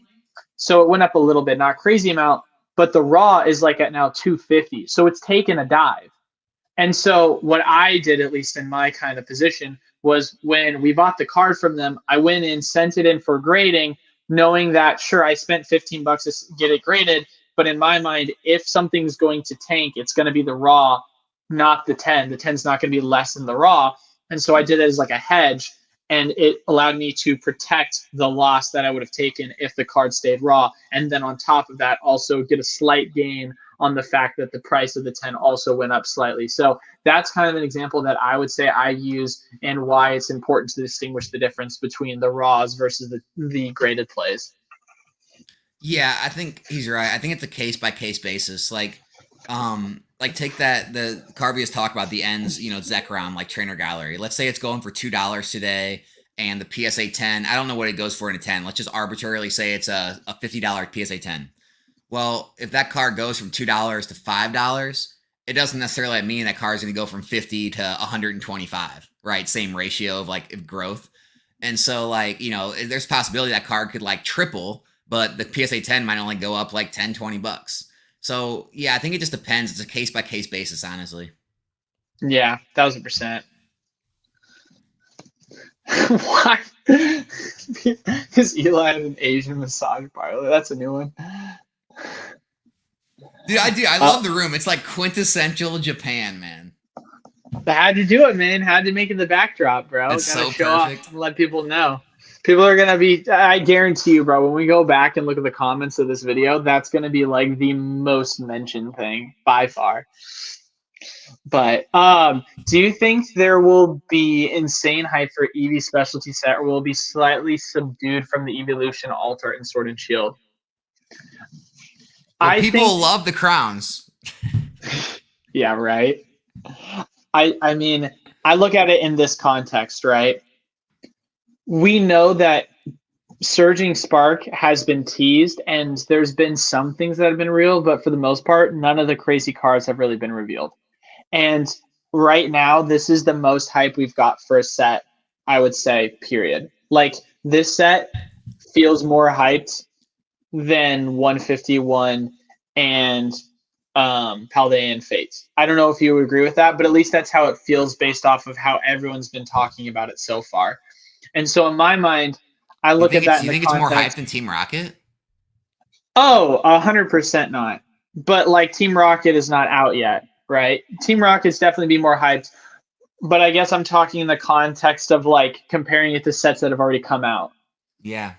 And so for me, with that regard, when the Evolution set officially gets revealed, I mean, we know it's coming out, but when it's officially revealed as like a set in English in the same way that Surging Spark is currently speaking with pre-orders, I think that we're going to see an insane amount of hype for it pre-order wise, because sure, it hasn't been revealed, but like Surging Spark hasn't been revealed, and we're seeing that crazy hype. So I don't see why that wouldn't be the same case for this Eevee set. Just the thought process behind how a lot of people are going to think about the set in terms of, oh my god, this could be the next evolving Sky. Sure, we don't know that for certain, but there's been Eevees that are teased. I need to get in. You know what I mean? Like, Yeah. it's just kind of that FOMO mentality a lot of people have before things get actually revealed.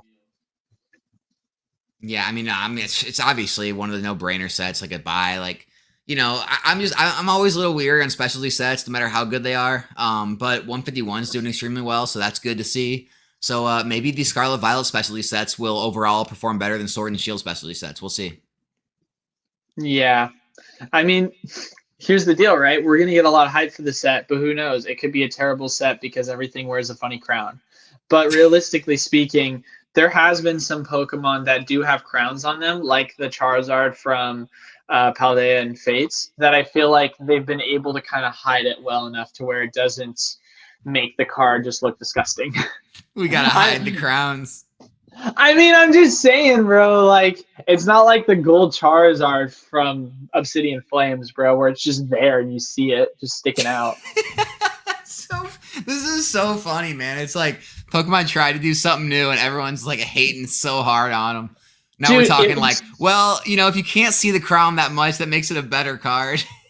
Well, I think people don't realize, like, it was an amazing concept that got botched horribly. Because, like, Delta Species was so popular, and Delta Species Pokemon are sick.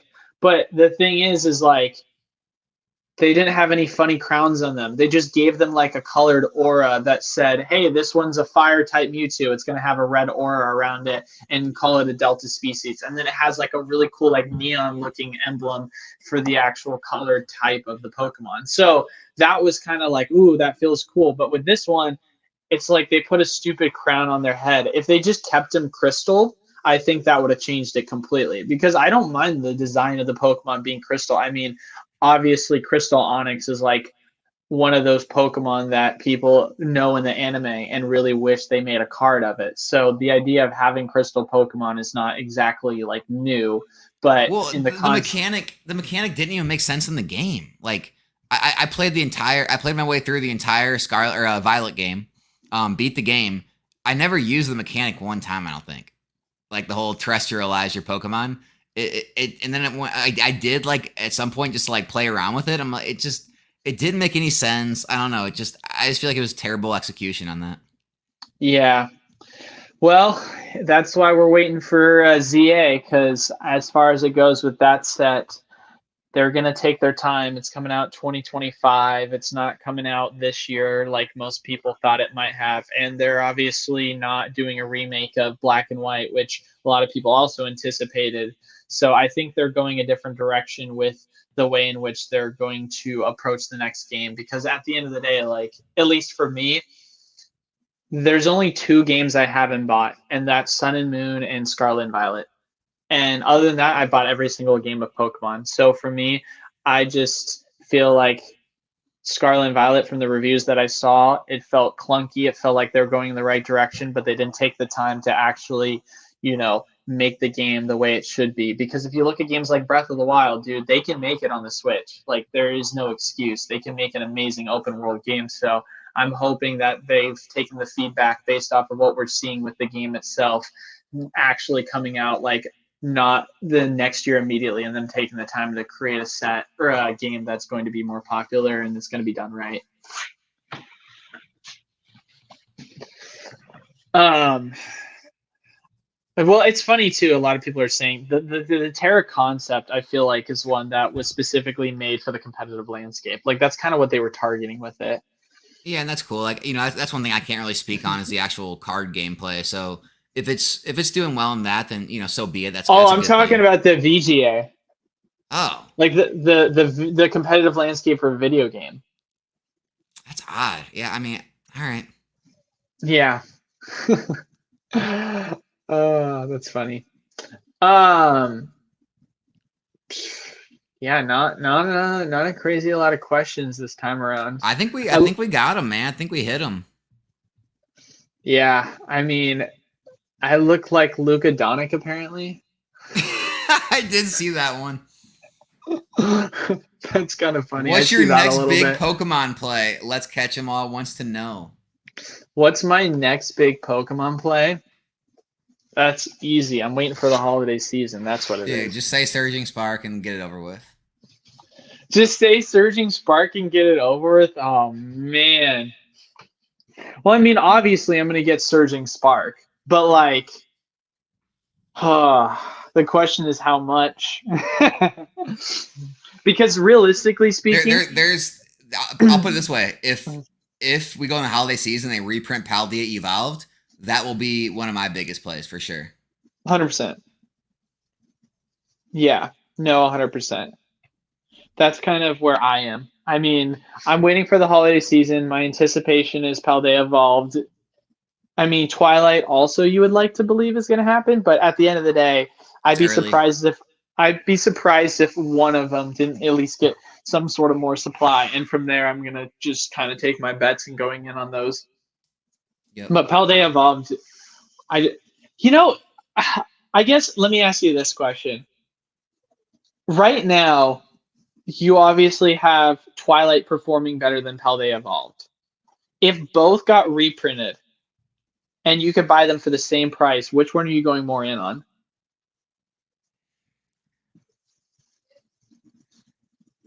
Probably Twilight. See, and that's the thing that's tough for me to wrap around. I learned my lesson. I still don't think Lost Origin is that great of a set. But it had Giratina. People are more likely to pump up a set, and it's more likely to do well, I've learned, when it has one just like god tier chase card that has massive value than when it's like a deeper set, like something like Chilling Reign that has multiple alt arts that people are chasing. Or like what set are you comparing that to? Like I think like Fusion Strike and Chilling Reign are deeper and like overall better sets than Lost Origin in my opinion, but they don't have Giratina and their top hits don't compare to Giratina. So well, I guess when I look at Paldea Evolved, I think it's a much better set than Twilight, but it's got the Greninja. Well, I guess what I mean is you say you learned your lesson. What lesson did you learn, like in terms of the mistake you made? To go for the set that has like the highest value hit that people are chasing, and less about looking for an actual better set or a deeper set. But I guess what I'm saying is, did you make a specific like mistake that made you now realize this? Like, did you invest in too much silver instead of Lost Origin, or did you invest in too much of a different set? Oh no, not anything like that. I guess I just had the, you know, I thought that Lost Origin wouldn't do as well because all it really had is Giratina and it basically has Giratina, Aerodactyl, and the Pikachu. Like that's pretty much the only reason you buy that set. I know it has some of the like the smaller trainer gallery, but like the main hits. And I just figured like sets like Fusion and Chilling and these sets with like more top hits would do better. But no, I mean, I picked up a lot of Chilling and Fusion when it was like really cheap, so I'm still happy with all my positions. But it definitely like seeing how Lost Origin performed, it changed my mindset going forward in the Scarlet and Violet. But no, it's like far as like big mistakes, I didn't really make any big mistakes. Okay, so because when Lost Origin got reprinted back down to 110, I was able to pick up more, and so I kind of got lucky. I didn't miss out because before I missed out, I didn't really have much Lost Origin at all. But then we had that huge reprint, and I got extremely lucky on that, and I was able to jump in at a bunch around 110, 115 a box. Or so, you know, I got lucky, I guess. I got lucky. Well, let's see where it is anyway. Last time I checked, it was sitting around 220. So, yeah. I mean, the price for the booster, it's at 216, lowest listed on TCG Player. Lost Origin is. I mean, I would literally have barely any Lost Origin if that reprint didn't happen, because it was like 170 a box and I wasn't buying anymore at 170 a box. And so like technically, yeah, I did miss the play, but got lucky that the reprint came. So and that kind of made me change my mind about sets going forward. Yeah, I don't think I don't think you're going to see Lost Origin in particular move up crazy like this year. I feel like it's going to be once we hit the holiday season, you'll start to see Lost Origin make its move. That's kind of what my prediction is. I mean, who knows? Maybe it could go to 260 by end of year, but like, I don't think we're going to see it really hit 3 until the holiday season ends, because that's usually when you see a lot of run-ups for these older boxes go up in value, which that's going to be crazy to see for all the Sword Shield boxes. Holy moly. Yeah, I'm anxious to see the next run. Whenever that next pushes, where the alt arts and the boxes have their next run up, I'm anxious to see where that puts everything. Well, it's crazy to think about, because like September of last year is when we were like being told that we were going to get the reprints for like Lost Origin, Silver Tempest, and everything, and we got them right before, if I'm correct, I left for Hawaii. So literally, like, we've been holding on to this product for almost a year now, and we have already seen an insane return on our investment for those that were in the program and took advantage of the Lost Origin Silver Tempest reprint. So it's like, for me, I'm still sitting on most of that at this point. Like, I've got some boxes I've sold in the shop, but realistically speaking, I still have around like 17 cases, 16 cases of Lost Origin booster boxes. And so it's like, for me, I'm like, dude, if I'm sitting on this many booster boxes and they're all going for around 215 a piece, if these all go up to like $300-400 a box, like, holy crap, dude, that's gonna be crazy. Hey, but don't invest in this hobby, man. It's too risky. Yeah, too risky, baby. Too risky, baby. I'm not about that. Too risky. Put it into safe stuff. People keep asking the same question about pre-ordering like Surge. Like, we've already kind of said our answer on Surge. It's pretty much the same. Like, the set hasn't been revealed yet. There's a lot of hype around the set. It feels like, based off of what we've seen with how Twilight's performed, you are going to anticipate that these sets are going to perform well out the gate. And so, you know, it's a safe bet to say that the set's going to perform somewhat well at minimum, let alone if there is some crazy reveal that we see. It would be nice for you to get in now before that reveal potentially changes the actual landscape of the set's hype. Because at the end of the day, even if it like ends up being a somewhat underwhelming set with the scarcity of things, you're still going to see it perform well because the chases are going to be expensive, like we've seen with Twilight. People are, you guys are overthinking this. Like, none of it matters. Like, look at Obsidian Flames. It's $115 a box. Like, name any set. Like, other than Scarlet Violet base, every set's doing pretty well. Like, worst case scenario, it doesn't take off and it's 100, 105, 110 a box, and you bought in pre-order for 88 a box. Like, I mean, what's the risk here?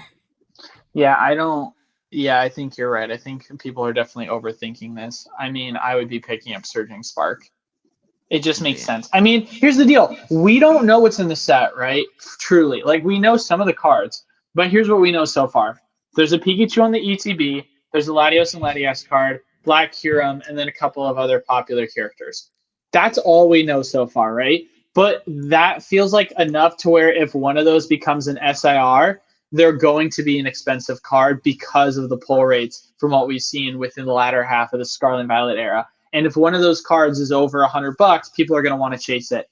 And like Alex and I were just saying, people like to chase expensive cards. And that's why the sets that have the most expensive cards to chase are the ones that are the most expensive. So it's like, it just seems like it's going to be a surefire bet at this point that it's at least going to be a somewhat successful set, even if it doesn't live up to like the next greatest $300 set in the Scarlet and Violet. You know what I mean? Like, don't overthink about it too much. It's a good set that's going to have a good opportunity.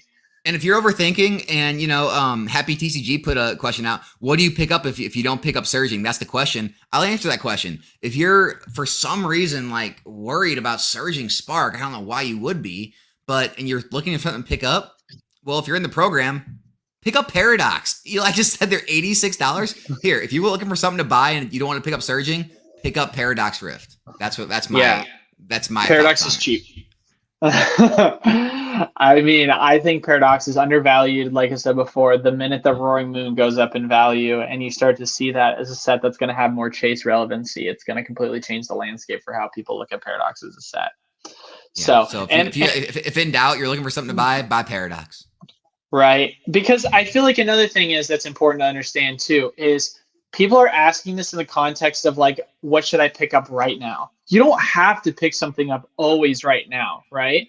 Like if you want to get like surging, you can go get surging right now on pre-order and you're going to be fine. But if you're like, oh, maybe I don't want surging, what should I pick up right now? You can pick up Stellar Crown. You can pick up Paradox. And if you're like, oh, I don't want to invest in either of those, then you can just wait until we see what happens with the holiday season because we don't know what's going to get reprinted. But at the end of the day, it's like you can just be patient and see what the opportunities are going to be presented in the holiday season. Because even if we don't get some crazy booster box reprint, which I feel like is unlikely, but let's say hypothetically we don't, and it wasn't a one-off fluke because of silver border transition, there's still going to be some specific item that is going to be a deal around that time, right? Because we're going to have pre-orders for the EVA high class set. We're going to have pre-orders for the Team Rocket set. Like there's going to be opportunities always available. Don't feel like you always have to immediately put your money into something. I understand inflation's a thing, but by you holding your money for 3-4 months, it's not like you're all of a sudden degrading your money in the same way like you would holding your money for 10 years and not putting in anything. There's always a play. There's always going to be a play. Like if you leave the hobby right now and come back in 2 years, you'll find plays then. Like, yeah, exactly what he said. Like if in doubt, just stack money, and you'll be able to make a bigger play on something you actually believe in. I know. It's like, if I made a video and I said top 5 things to remember when investing in Pokemon, like one of the top 5 things would be super simple. It's just there's always a play. Just remember there's always a play. Don't feel like you have to FOMO into something because there's always a play. At the end of the day, you might feel like you have to get in this now, but don't overextend yourself because ultimately putting yourself into bad positions is how you end up screwing everything up. But if you have liquidity and you're saying to yourself, oh, well, I want to get into a something because I don't want my money just sitting on the sideline. Well, what happens if you get yourself into a position of, I don't know, let's say you get into Paradox, right? Which we're not, like I said before, we think is a good pickup. But let's say you get into Paradox and all of a sudden there's something that happens where a reprint for Paldea Evolved occurs and you can now get it for the same price you could have picked up Paradox for. Well, you tied up all your money in Paradox because you wanted to just jump the gun and have an itchy finger. And now at this point, you're either not going to pick up as much as you would have liked or you're going to over leverage yourself. So it's like patience. It's a virtue.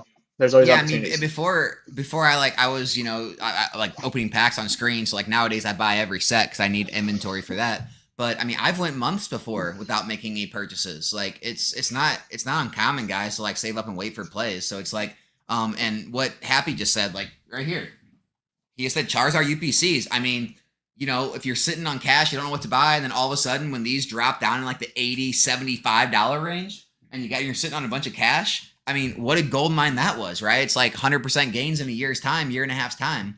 And, you can't make those plays if you're constantly buying every single month, always spending money on whatever. And then a play like that comes, or like someone said, the $32 Crown Zenith ETBs come, and you only have a little bit of money. You can only make that a small play on them. Well, I mean, honest. So now that cash you were holding, that's all losing money to inflation. Now you wish you had it, right? Isn't that crazy to think about? Like literally back in the end of 2022, going into 2023, we didn't have any booster box reprints. And people were like freaking out, where do I put my money? And the Charizard UPC came out for $300, was like what it was pre-selling for. And then it tanked all the way down into like the 70s, right? And no one wanted it. It was a brick. But if you picked up the item at like $75, which was what I was picking it up for, you're, like you said, almost 100%, or you are 100% up on your return. And that was something I was picking up start of 2023 in like January, February time. So realistically speaking, within like a year, obviously it hasn't moved much in the past like 3 or 4 months, but within a year's time, you made a 100% return off of your initial investment. You can't say that for a lot of the items that you could have invested in more recently, right? Like, listen, I love Paldea Evolved. We love Paldea Evolved. But if you went in and picked up Paldea Evolved at $90, it still wasn't a better investment than what the Charizard UPC has been so far. It sounds crazy to say, but that's just the reality of the situation. So don't always have to be looking specifically for booster box reprints. You can always get other miscellaneous items that can get you a value. At the end of the day, it's the rate of return that matters more than the product you're picking up. 100%, man. 100%. Yeah, cash gets a bad rap sometimes, but it's good to have some cash sitting around. Hey, man, I'd much rather have more cash than I need than the other way around. 100% there, man. Can't complain about that. You could be taking trips to Hawaii and Japan then, could you? Woo! Hey, this is paid with points, baby. Hashtag not a sponsor, but points. I wouldn't be mind being sponsored. Pokey points. Pokey points, baby. That's what I'm here for. Dude, it's nice. I flew so one of the things, like, I think I told you, did I tell you about this? About like I hadn't booked my flight until last second? Yeah, why? Because it had something to do with the card? Well, because I didn't book my flight till last second because there's a lot of like last second availability that like opens up for points and stuff. And so my wife and I, there was a last second availability that popped up for flying United Polaris if you book through Aeroplan with Canada. And so we were able to 60,000 points for each of us fly like business class, international in United's Polaris class, which allowed me into their Polaris lounge where we had like a gourmet meal made for us. And then we also got a super spacious lie flat seat with like a full course meal while we were basically sleeping the entire way from the States to Tokyo. So it was a like 11-hour flight, but it didn't feel that way because I slept for the majority of it. So it's like the fact that that flight would be like worth usually $3,000 to $4,000 cash, and I paid for 60,000 points for each of our tickets. Like, pretty freaking sweet deal. And then on the way back, when we fly, because we're obviously flying to Honolulu, we're flying ANA, which a cash rate for an ANA ticket, I just checked yesterday, it goes for $5,000, and we paid 37,000 points. That's crazy, dude. Like, that's such a steal. So yeah, I like credit card points. You know what's gonna be funny with this? People are talking about the Eevee set. You know what's gonna be hilarious is when they break everyone's heart and it comes out and like Umbreon and Espeon are promos. Oh God! Could you imagine? They just come out and put like a bunch of them as promos, and the actual set doesn't have any of the cards in it, like they always do in English. I feel like that's one of the reasons why like Tag Team, when it first came out, was like super hated on, because you had the Celebi and the Venusaur, you had the Pikachu and the Snorlax. You had all of these like Tag Team cards that were in Japanese sets that got put as tin promos in English. And so people were super duper upset with that because they did that for Tag Team. So, I mean, I'm not saying it's happening, but it doesn't exactly rule it out of the question. It's not the first time they've made people upset doing that. Could happen. Points are so OP is right, Koga. I'm not saying get yourself into credit card debt, but I am saying that if you manage yourself responsibly by learning how to point churn. Oh my gosh. Get into credit. He just said get into credit card debt for points, guys. What? I did not. That's what he said. That low key. That's exactly what I said. I am not saying that. Please make sure you're responsible with your finances. This is something we try and preach a lot. Just because you get a credit card doesn't mean you should put yourself into debt. It just means be responsible. Guys, with your finances. Be responsible with your money and buy a children's card game as an investment. There you go. You heard it here first, baby. I'm dumping money in this set. I don't care. Got Case of Evolving ETB skyrocketing now. Doing the same thing with the Evolution sets. There you go, baby. Oh, I like all in. Anytime someone says all in, I like it. It's just I'm here for it, man. I'm going oh all in man, on Obsidian Flames. all in. Dude, okay, actually though, before we wrap it up here, have you seen the price of Obsidian booster boxes right now? Not only yes, and not only that, the price of the PCETB and the PCETB promo, dude. That promo in a 10 is like hundreds of dollars. Dude, it's dumb. It is literally dumb. The set should not be worth that much. But at the end of the day, the market wants what the market wants, and it seems like Charizards haven't died. And this is why I tell people, like, everyone's always like trying to be set pickers and like this is why I buy every set. I don't know. I would never pick Obsidian Flames to be 115 a box. While Paradox and Temporal are less. I could have never picked that ever. I mean, Obsidian sold well in the shop. People wanted it. That's why I just buy every set and don't worry about it. Yeah. It's crazy to think about. But all right, we've been going for over 2 hours. Obviously, the first like 10 minutes of that was me geeking out, but I feel like we're more than overtime at this point. So yeah, get on with the vacay, man. Appreciate you taking the time. Yeah, of course. It was nice catching up with everyone. I can probably do a stream in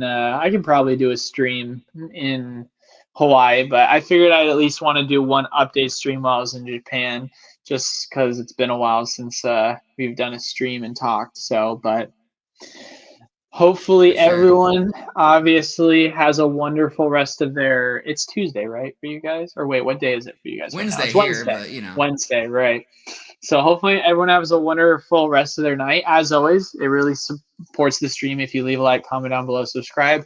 Interested in joining the Wholesale program, make sure you, of course, check the link down in the description below to join or message me on Discord if you got questions for that. And then, of course, you know where to find them. Alex, link down in the description below for that with Nostalgianomics.